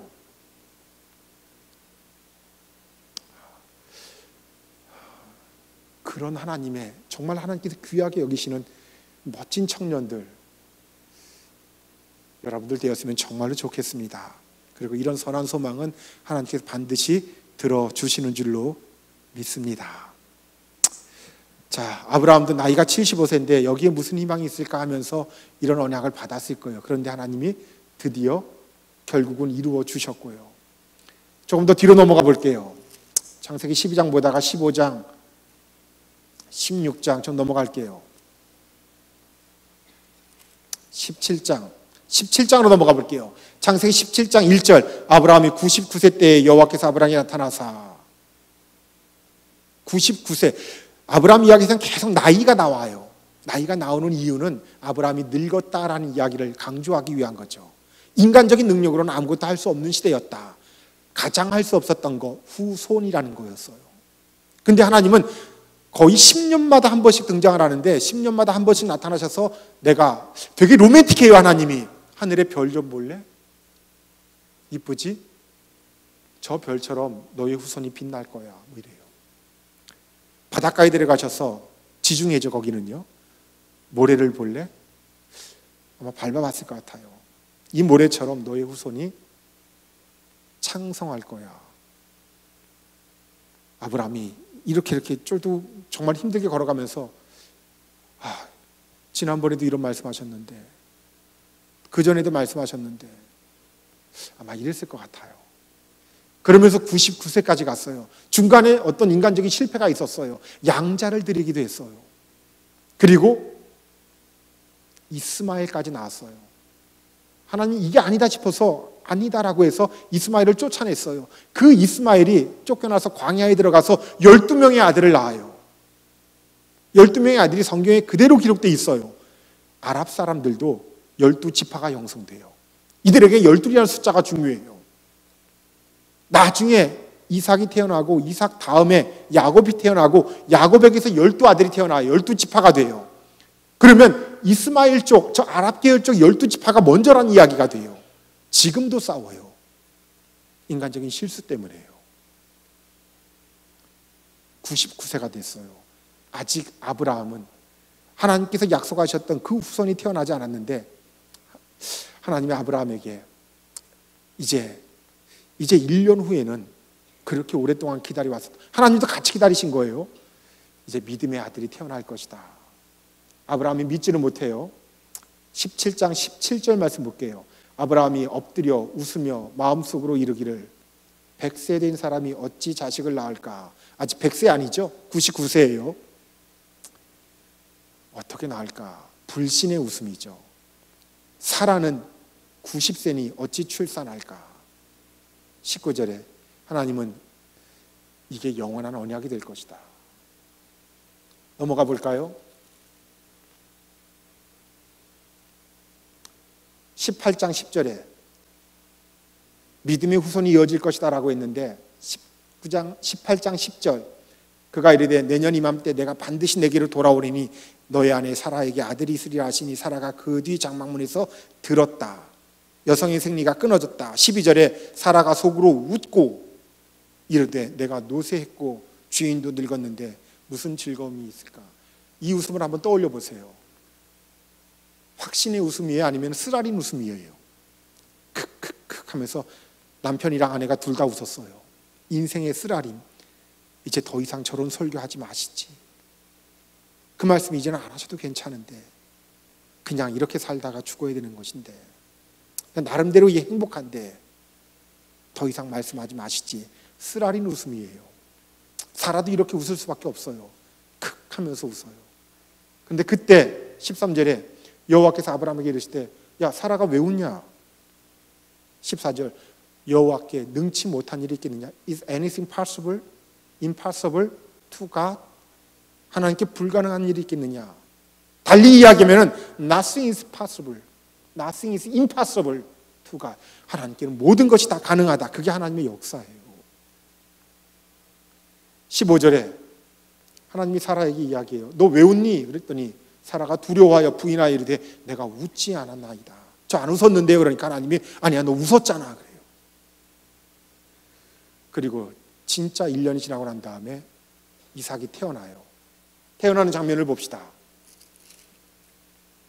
몇 장이에요? 21장 5절 아브라함이 그의 아들 이삭에게 그에게 태어날 때 나이 100세라 사라가 이르되 하나님이 나로 뭐하게 하시니? 웃게 하시니 듣는 자가 나 웃으리라. 이젠 더 이상 불신의 웃음이 아니에요. 쓰라린 웃음이 아니에요. 인생의 그 쓰라림을 하나님이 드디어 환희의 웃음으로 바꿔주세요. 지금 광야를 걸어간다라고 생각하는 사람들 힘들고 지치죠. 하나님이 그 웃음을 반드시 승리하는 웃음으로 바꿔주실 줄 믿습니다. 자, 그렇게 태어난 아들 이삭 얼마나 귀해요. 우리가 다 그렇게 하나님 앞에 존귀한 존재예요. 아브라함의 독생자가 돼요. 물론 다른 아들들이 그 다음에 또 태어나지만은 하나님께서 약속하신 아들은 이삭 하나였는데요. 그 이삭이 22장으로 넘어가면 그 일 후에 하나님이 아브라함을 시험하시려고 2절에 여호와께서 이르시되 내 아들 내 사랑하는 독자 이삭을 데리고 모리아 땅으로 가서 내가 일러준 산 거기서 번제로 드려라. 삼중적인 표현이에요. 네 아들 사랑하는 독자 이삭. 예전에 롯을 떠나보낼 때는요 과거였어요. 그래도 과거니까 끊을 수 있었어요. 아팠지만 이삭은 달라요. 미래예요. 하나님 앞에서 그 미래까지도 끊을 수 있겠느냐? 이건 죽으랄 이야기예요. 차라리 날 죽이라고 하지. 이건 순종할 수 없어요. 왜냐하면 미래거든요. 교회의 미래가 끊어진다라고 하는 거, 우리 신앙의 미래가 끊어진다라고 하는 거, 내 삶이 끊어진다라고 하는 거, 이거는 얘기가 달라요. 이것까지도 한번 하나님께 순종할 수 있겠느냐? 저도 이 설교를 많이 했지만요, 저한테 1년 선배 서울에 있는 강남의 혜성교회 최태수 목사님이라고 하는 분이 계신데요, 그분이 이 설교를 준비하다가 본문 설교를 목사들은 많이 했잖아요. 여러분도 많이 들었잖아요. 어느 날 갑자기 꽉 막혔어요. 만약에 정말 하나님이 나한테도 사랑하는 아들을 번제물로 바치라고 한다면 우리는 과연 순종할 수 있을까? 토요일 밤에 갑자기 그 생각이 드니까 이 목사님이 더 이상 설교 준비를 못 하겠더래요. 자고 있는 아들을 보니까 쟤를 어떻게 바쳐? 어떻게 죽여? 그래서 잠자고 있던 사모님을 깨웠대요. 여보 물어볼 게 있어. 그러니까 자다가 왜요? 그래서 일어났더니만은 우리는 쟤를 죽일 수 있을까? 누굴까? 그러니까 얘. 그러니까 갑자기 놀래가지고 뭔 소리냐고. 아니 그게 아니라 내가 지금 창세기 22장 설교를 준비하고 있는데 하나님이 바치러 가면 우리는 바칠 수 있을까? 물어봤어요. 그러니까 사모님이 설교. 갑자기 마음이 놓이더래요. 설교. 과연 우리는 이걸로 설교할 수 있을까? 우리는 하나님께 우리 아들을 바칠 수 있을까? 사모님이 정신 차리고 바칠 수 있어 그러더래요. 남편은 바칠 수 있어 그러더래요. 목사님이 기겁을 했어요. 남편은 바칠 수 있어. 이 말은 달리 이야기하면 얘는 안 돼라는 얘기. 불가능한 거죠. 어떤 경우라도 자기 아들을, 자기 자식을, 미래를 바친다라고 하는 거, 하나님이 하나님의 독생자를 우리에게 주신다라고 하는 거, 이거 불가능한 일이었어요. 그래서 가장 큰 사랑이란 이야기예요. 드디어 그 아들 데리고 모리아산까지, 이 모리아산을 지금은 예루살렘이라고 해요. 예루살렘은 아크로폴리스예요. 가장 높은 지역이에요. 가나안 땅에서 가장 높은 지역이 예루살렘이라고 하고요. 그 예루살렘을 간다라고 할 때는 성경은 다 올라간다는 표현을 써요. 예루살렘에서 딴 데로 갈 때는 다 내려간다는 표현을 써요. 어떤 사람이 예루살렘에서 여리고로 내려가다가 강도를 만나매 지대가 높기 때문에 그래요. 모리아산 높아요. 여기까지 올라가는데 아들 이삭이 물어봐요. 아버지, 우리가 이런 예배 드렸던 적이 없잖아요. 다 번제물이 있었는데, 양이 있었는데, 염소가 있었는데 오늘은 왜 그게 없죠? 다른 거 다 준비됐잖아요. 낑낑거리면서 무거운 건 다 이삭이 지고 올라가요. 아마 20살쯤이었던 것 같아요. 이때 아브라함은 너무 힘이 없어서 올라가는 것도 힘들어요. 딱, 칼, 불 이것만 들고 올라가요. 번제할 어린 양은 어디 있나이까 이렇게 물어보니까 아브라함이 대답한다는 게 그건 하나님이 준비해 두셨다. 올라간 다음에 근데 그게 너야 그러면서 막 묶어요. 얼마나 황당해요. 그게 너야 그러면서 막 묶어요. 유대인들은 이걸 아브라함이 묶었다고 해석하지 않아요. 이삭의 아케다라고 불러요. 아케다라는 말이 무슨 말이냐면은 묶여줌이라고 이야기하는 거예요. 힘으로 했으면 아브라함이 이길 수가 없어요. 도망가면 찾아올 수도 없어요. 이삭이 아버지 여기 들 묶였는데요. 내가 도망가면 어떻게 해요? 여기도 묶어야죠. 묶여 주었다는 이야기예요. 예수 그리스도께서 하나님 앞에 자원하는 마음으로 순종의 제물이 되신 것하고 똑같아요. 하나님께서 우리를 그렇게 부르신다면 하나님 우리도 그렇게 죽을 수 있게 없어. 그게 예배예요. 하나님이 받으시는 예배가 그게 진짜 예배가 되는 거예요. 하나님이 인신제사 받으신다 이런 거 아니에요. 그냥 여전히 지금도 삶이라고 하는 우리 환경 가운데서 우리를 시험하시려고, 얘가 이거 꼭 통과해야 되는데, 이거 지나와야 되는데, 정말 안타까운 마음으로, 기대하는 마음으로 우리를 지켜보고 계신 줄로 믿습니다. 그래서 신앙의 계대가 이 교회를 처음 세대에서 시작했던 1세대, 2세대의 신앙이 이제 청년들에게 이어지고 또 다음 세대에게 더 멋진 신앙으로 이어지는 줄 믿습니다. 자, 그 이삭의 신앙은 또 야곱에게로 이어져요. 야곱은 하나님의 복이 뭔지를 분명히 너무 잘 알고 있던 사람이에요. 너무 잘 알고 있었어요. 성공하고 싶었어요. 세상 가운데 정말 하나님의 사람이 어떻게 성공하는지 보여주고 싶었던, 세상의 욕심도 있었던 사람이었고요. 그리고 정말 남을 속이는 거 잘했어요. 잘 속였고요. 아버지하고는 성격이 달라요.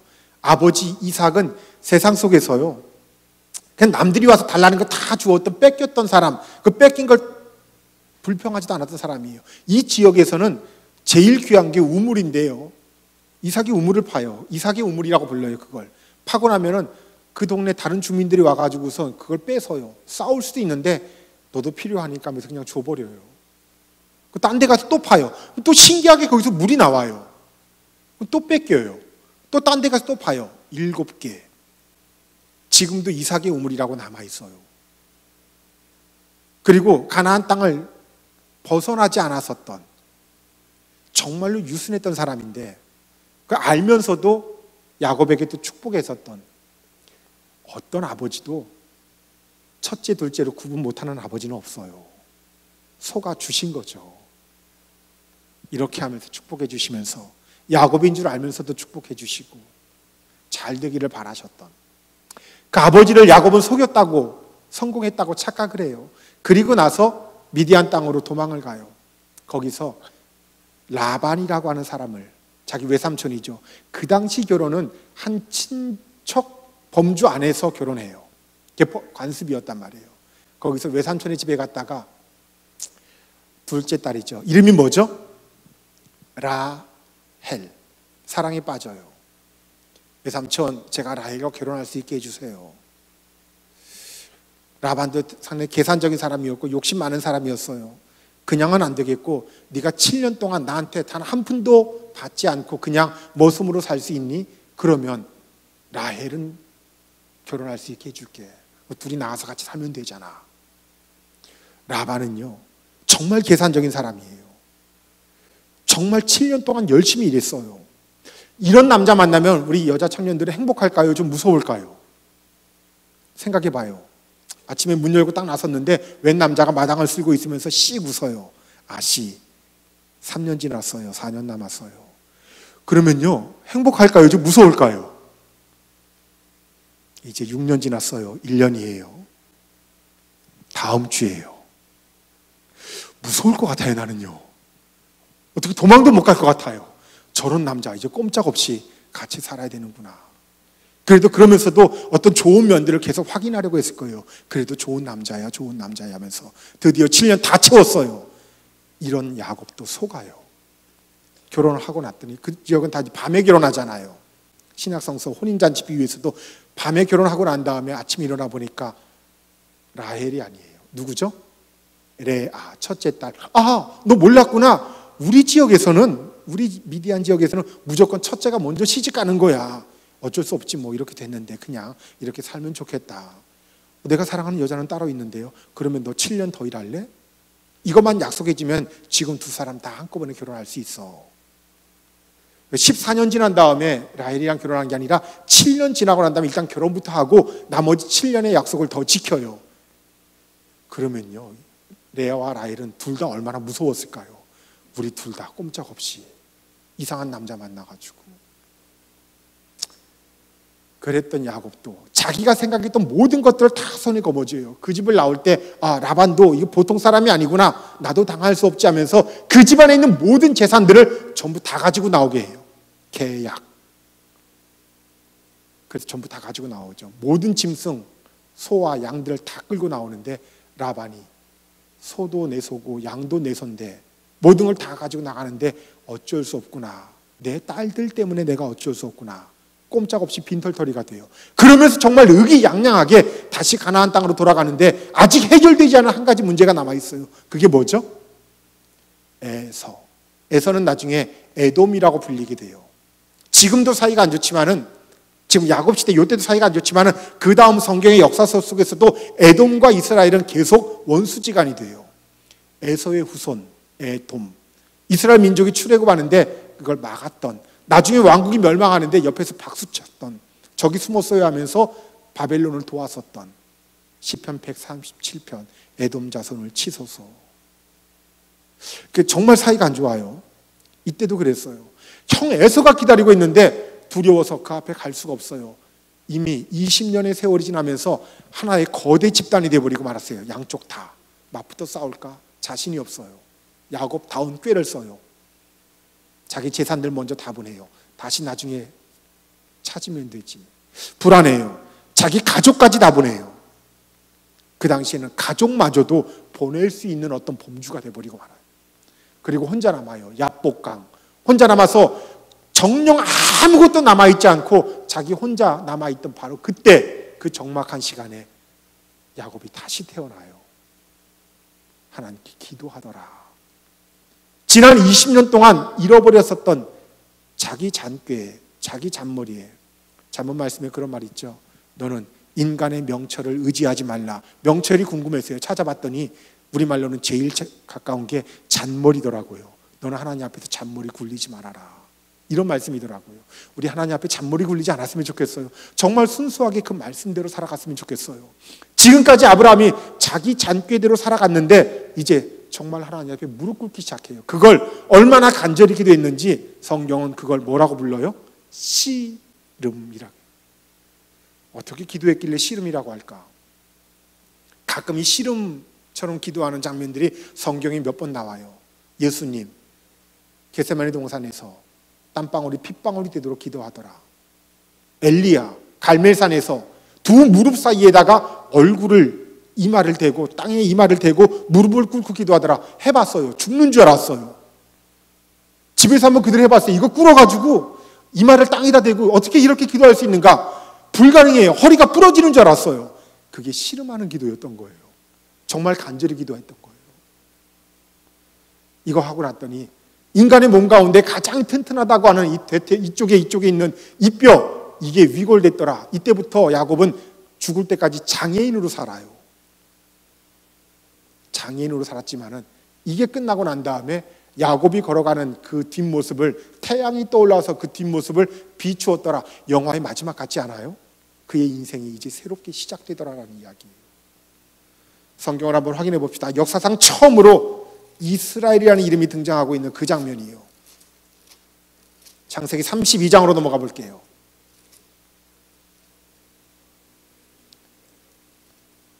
(32장 28절) 천사가 물어봅니다. 그가 이르되 내 이름을 다시는 야곱이라 부를 것이 아니요 이스라엘이라 부를 것이니 이는 내가 하나님과 및 사람들과 겨루어 이겼습니다. 그 인생이 달라질 것이다 라고 하는 축복의 언약이죠. 31절 그가 브니엘을 지날 때 해가 돋았고 그의 허복다리로 말미암아 절었더라. 영화의 한 장면 같아요. 그 인생이 하나님 앞에서 다시 시작되었다라고 하는 거예요. 그렇게 남을 속이기 좋아했었고 정직하지 못한 인생을 살아가는 것 같았는데 그런 삶도 하나님께서 그를 다시 사용하시더라. 나는 이게 너무 늦지 않는 때가 됐으면 좋겠어요. 우리 청년들이 너무 늦지 않은 때에 이 새로운 발걸음을 내디딜 수 있는 그런 멋진 역사를 일구어가는 저와 여러분들 됐으면 정말 좋겠어요. 그건 정말 하나님의 은혜예요. 어떤 사람은 다리가 부러지고 난 다음에, 어떤 사람은 더 이상 아무 기력이 남아있지 아니할 때 이 사실을 깨닫지만은 청년의 때에 창조주를 기억하는 사람들, 그게 우리였으면 좋겠습니다. 드디어 야곱에게 12아들이 생겨요. 11번째가 누구였죠? 요셉. 12번째가 누구죠? 12번째가 누구예요? 야곱이 아니라 베냐민이요. 아마 오늘 저녁은 창세기 이야기로 마무리가 될 것 같은데요. 요셉을 너무도 사랑했어요. 제일 사랑했던 게 라헬이라는 부인이었고요. 두 몸종들이 있어서, 그리고 우리랑 문화가 다른 거예요. 그 당시 문화는 부인들이 많이 있었던 거예요. 가장 사랑했었던 라헬이 낳았던 요셉, 끔찍이 사랑했고요. 근데 요셉은 좀 나름대로 철이 없었던 것 같아요. 그런 많은 사랑을 받으면 나름대로 조심해야 되는데 꿈꿨어요 그러면서요. 형들이 나한테 절하던데요. 어떻게 해요? 볕단들이 절하더라고요. 하늘의 별들이 절하던데요. 그게 형들인데요. 태양도 절을 달도 절하던데요. 속으로 꿍 하기 시작했는데 어느 날 형들은 열심히 밖에 나가서 일하고 있는데 아버지가 같이 나가지 않은 요셉에게 야, 형들 궁금하다. 왜 아직까지 안 돌아오지? 형들이 정말 잘 지내고 있는지 가서 확인 좀 하고 올래? 네. 창세기 37장으로 넘어가 볼게요. 창세기 37장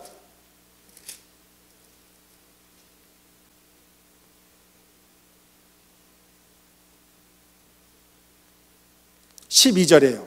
그의 형들이 세겜에 가서 아버지의 양떼를 칠 때 이스라엘이 요셉에게 이르되 내 형들이 세겜에서 양을 치지 아니하냐? 너를 그들에게 보내리라.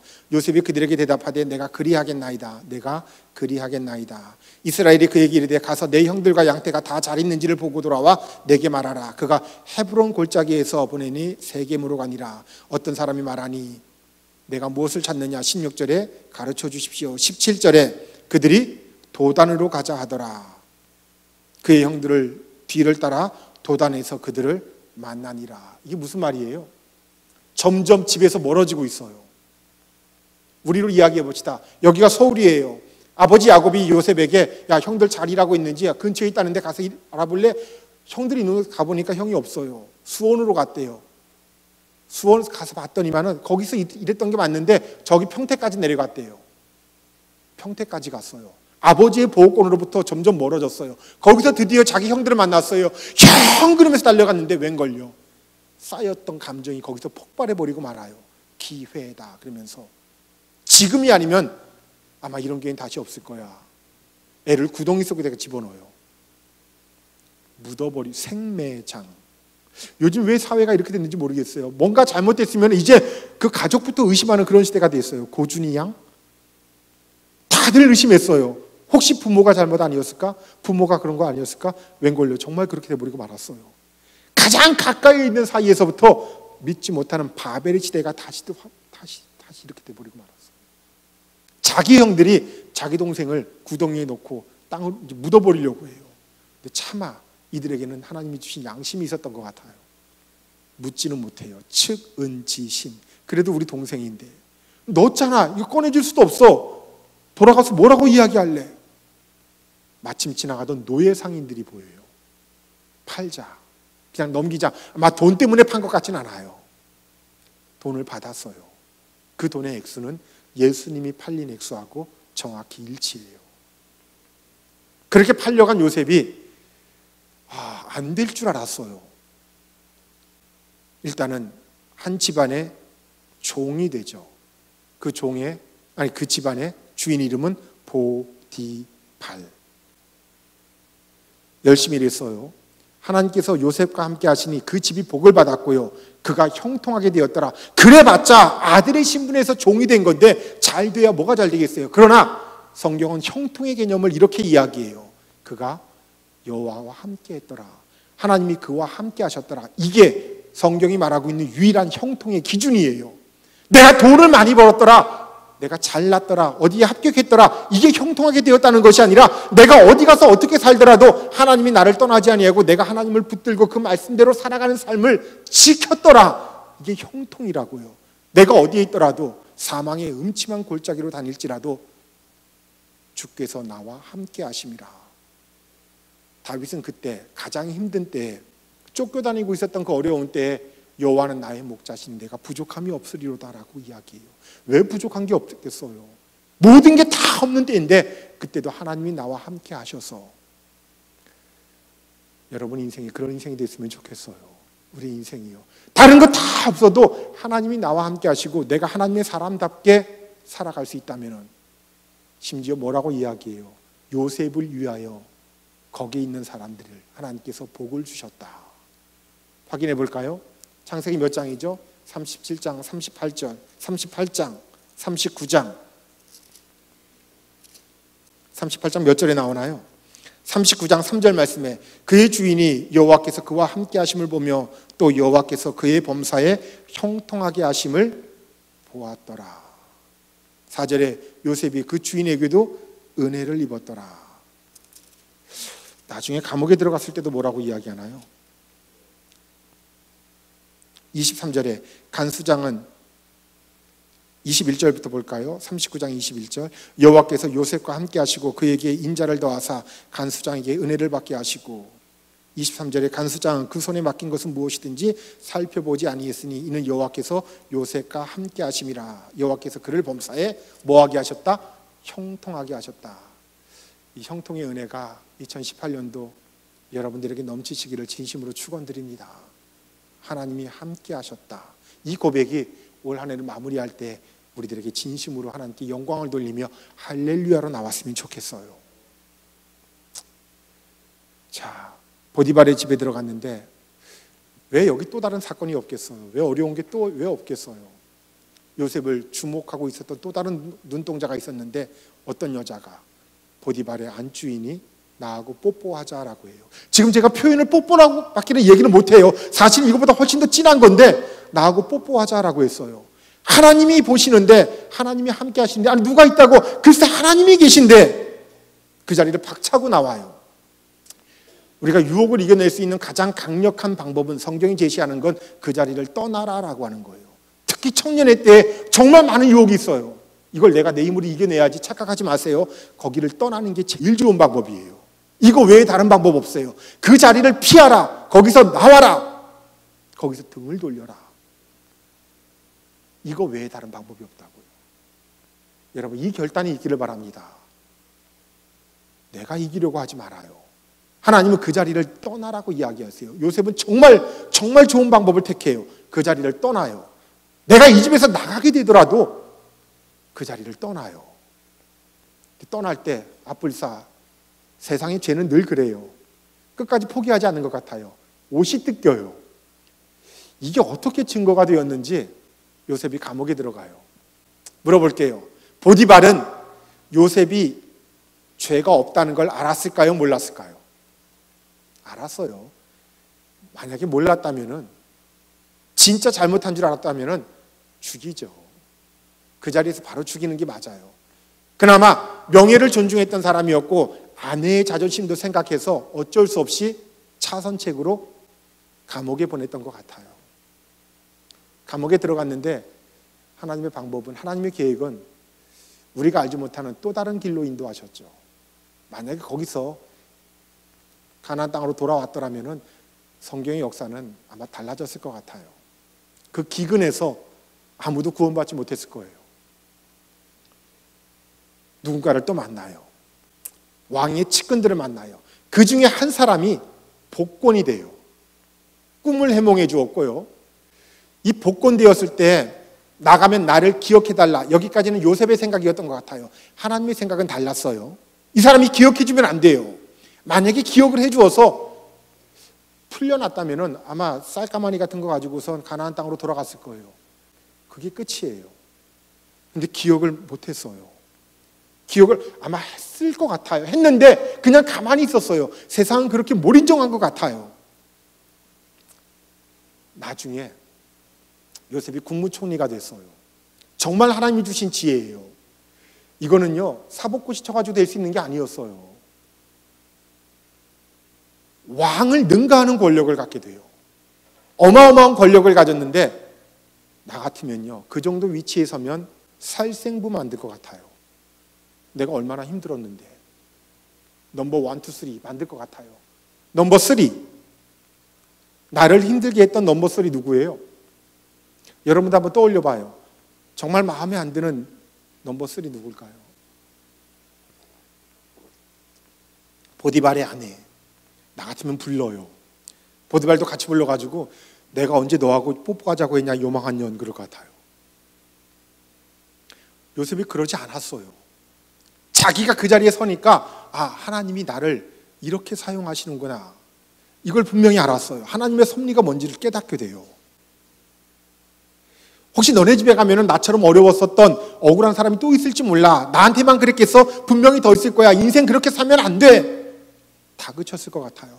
여러분, 교회에서 가끔 서로 마음에 안 들 때 권사님, 집사님 그렇게 살면 안 돼, 인생 그렇게 살면 안 돼 한마디 했다고 합시다.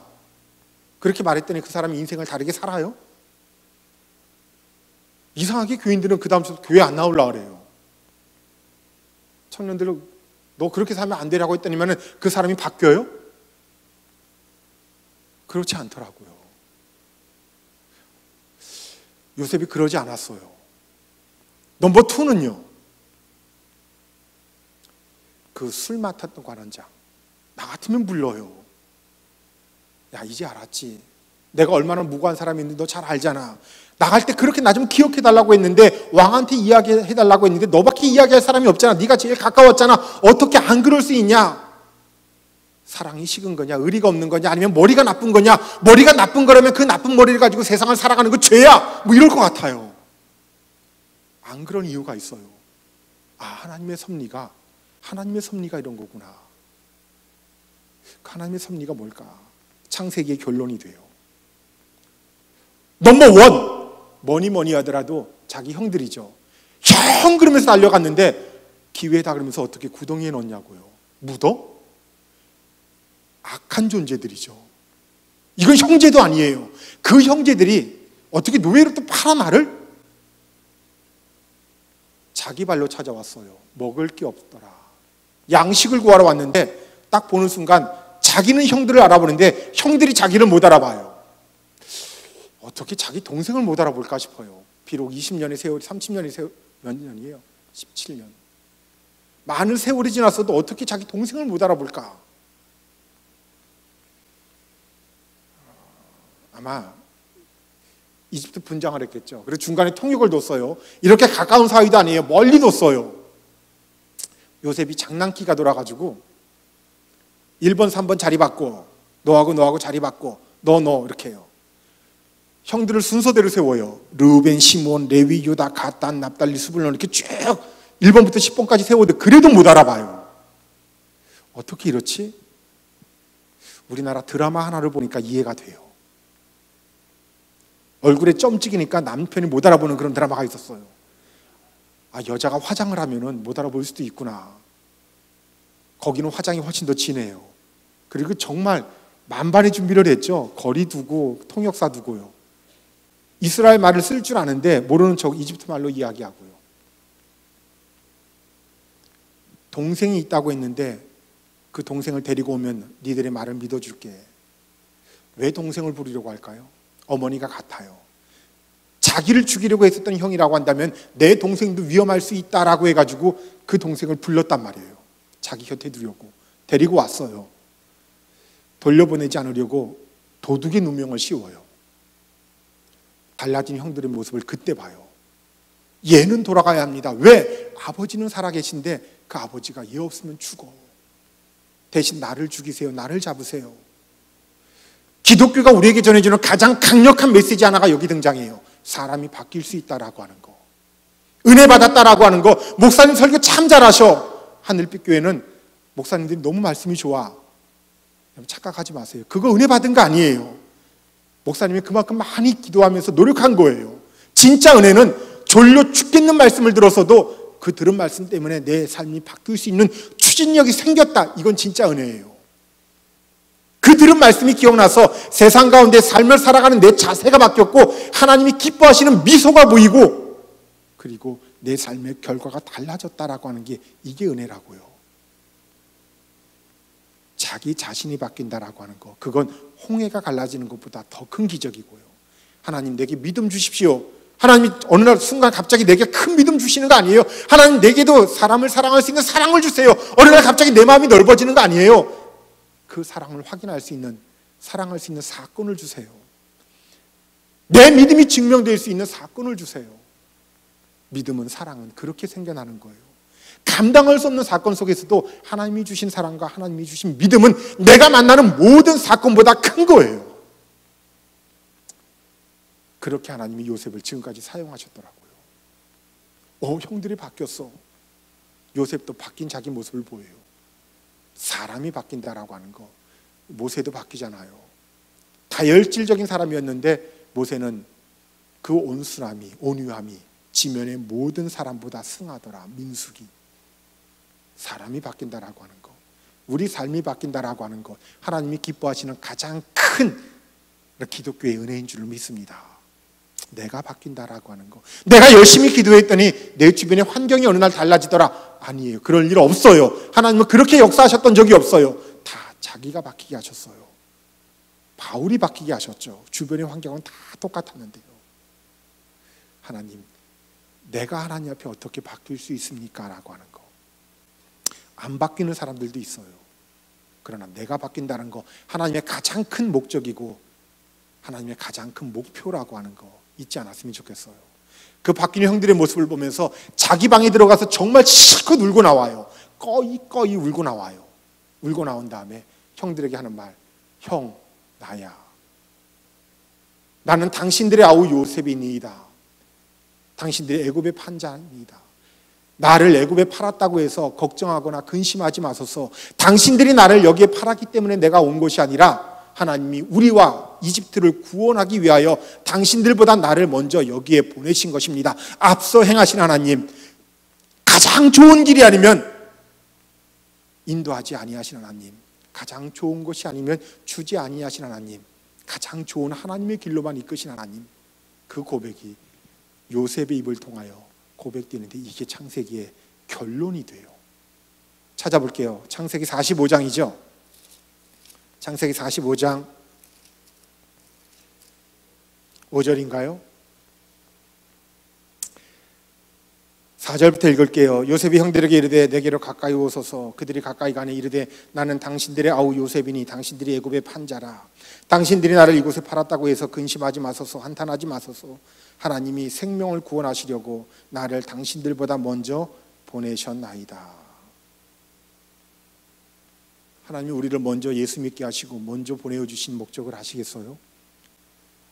영혼을 살리게 하시려고, 구원의 역사를 이루어가게 하시려고 지금 이 시간에도 우리를 사용하고 계시더라라고 하는 거. 요셉처럼 쓰임받을 수 있는 청년들, 비전의 사람들, 이걸 단순히 꿈이라고 이야기하잖아요. 꿈은 그냥 많은 사람들이 꾸다가 많은 경우들이 있어요. 그러나 신앙인들의 비전은 이 꿈의 지구력이라는 것이 있어요. 다 좋은 생각 많아요. 내가 하나님 보시기에 열심히 살아야지, 바뀌어야지, 누구나 다 그런 시작은 있어요. 그런데 그게 지구력 있게 끝까지 가는 사람들은 아메리칸 드림이라는 말은 많지만은 아메리칸 비전이라는 말을 사용하지 않는 것처럼 많은 사람들이 그냥 꿈만 꾸다가 말아요. 그러나 정령 하나님의 사람들은 그 비전을 가슴속에 품고 살아요. 어느 날 갑자기 하나님이 내게 좋은 꿈 꾸게 하셨다? 뭐가 저라던데, 로또가 보이던데, 이거 그냥 꿈 아니에요. 그냥 지나가는 거예요. 하나님이 주신 거 아니에요. 요셉이 정령 품었던 비전은 그때 꾸었었던 그 꿈이 아니라 어떻게 살 것인가, 이게 흔들리지 않았다는 거예요. 그 많은 유혹이 있던 때에도 그는 하나님의 사람임을 잊지 않았고 하나님이 지켜보시고 그의 삶이 코람되어 하나님 앞에 서 있는 자의 인생이었다는 것을 포기하지 않았다라고 하는 거예요. 이게 너무 멋있어요. 형들, 내가 이제 그 하나님의 섭리 속에서 여기서 총리가 되었는데 이제 같이 살자. 이 기근은 올해 한 해로 끝나는 거 아니야. 앞으로 7년이 이어질 거야. 이 7년 동안 살 수 있는 방법은 여기 와서 사는 것밖에 없어. 아버지 모시고 와. 친척들 다 데리고 왔으면 좋겠어. 글쎄 아버지가 못 올 거야. 왜? 살아계신데 왜 못 와? 살아계신다고 그렇게 이야기했잖아. 창세기 43장, 44장, 45장 내 아버지가 살아계시나이다, 살아계시나이다. 아버지가 안녕하십니까? 우리 아버지 얘기 그렇게 많이 했잖아. 그 아버지 살아계신데 모시고 오면 되잖아. 행복할 수 있잖아. 글쎄 못 와. 병드셨어. 못 와 그래요. 꿈쩍도 못 하셔. 그 자리에서 일어나지를 못하셔. 또 어떻게 모시고 와? 이거 긴 건데. 이스라엘에서 여기까지 베냐민 데리고 오는 거 그거랑 달라. 아버지는 못 모시고 와. 그리고 아버지는 거기 안 떠나라고 하실 거야 아마. 어머니가 거기 묻혀 계시잖아. 어떻게 모시고 와? 일단 못 움직이셔. 그래서 안 돼, 올 수가 없어. 하나님의 은혜는 어떻게 했어요? 모시고 와요. 어떻게 모시고 와요?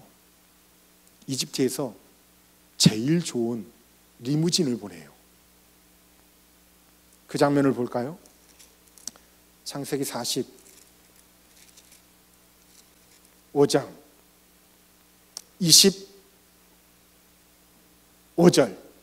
그들이 애굽에서 올라와 가나안 땅으로 들어가서 아버지 야곱에게 이르러 알리어 이르되 요셉이 지금까지 살아있고.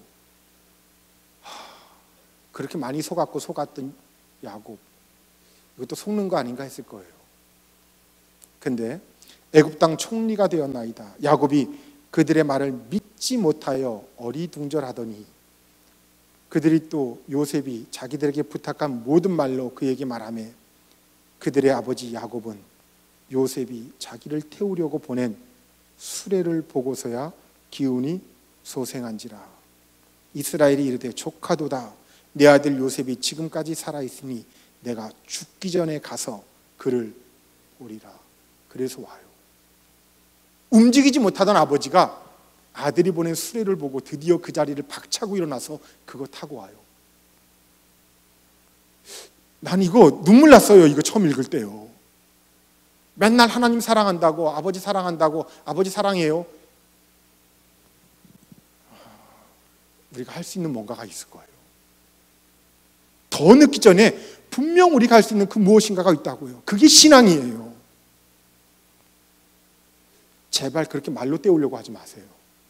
자기 삶이 바뀔 수 있는 추진력이 생겼다라고 하는 거, 이게 진짜 큰 역사를 일으켜요.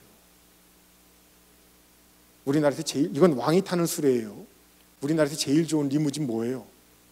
이번 주에 올 때 부모님 모시고 그걸 태워가지고 올까요? 그런 이야기 아니에요. 내가 할 수 있는 정말 최선의 표현이 있을 거예요. 그건 신앙이에요. 단순히 효도가 아니라 그게 우리들 신앙이 됐으면 좋겠어요. 야곱만 왔던 것이 아니라 모든 친척들이 전부 다 구원받게 돼요. 다 와서 살게 돼요. 하나님의 역사는 그렇게 일구어졌어요. 하나님이 앞서 행하시더라. 생명을 구원하시려고 나를 당신들보다 먼저 여기에 보내셨나이다. 역사상 기록으로는 이때 이집트 왕조를 힉소스 왕조라고 불러요. 이 힉소스 왕조 이야기는 창세기와 출애굽기 사이에 묻혀버려요. 이집트 역사 기록에는 고스란히 남아있고요. 이 70명의 사람들이 가나안에서 이집트로 왔는데 430년의 세월이 지나요. 왕조가 바뀌어요. 이 왕조가 바뀌었다라고 하는 것, 우리 시대에 고려시대에서 조선시대가 되면은 고려시대의 충신 집안은 조선시대의 역적이 돼버리고 말죠. 끌려가서 뭐 노예가 된다든지 귀양을 간다든지. 그 행복했던 이스라엘의 후손들이, 야곱의 후손들이 노예가 돼요. 그래서 출애굽기 1장 8절은 요셉을 알지 못하는 새 왕이 일어났다.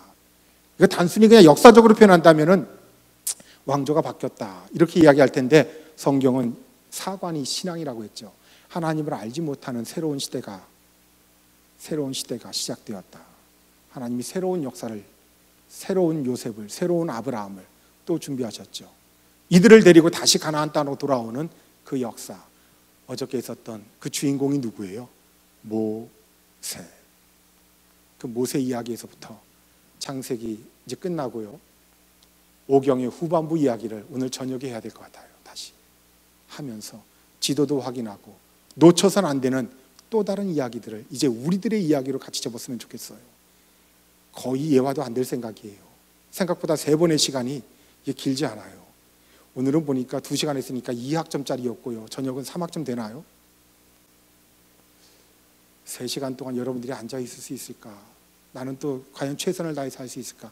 하나님께서 우리들에게 은혜 주셔서 정말로 복된 사경의 청년 수련회 되었으면 정말로 좋겠습니다. 하나님이 우리를 먼저 사용하시는 줄로 믿습니다. 하나님은 하나님의 역사 이야기를 이제 우리를 통하여서 읽어 가시는 줄로 믿습니다.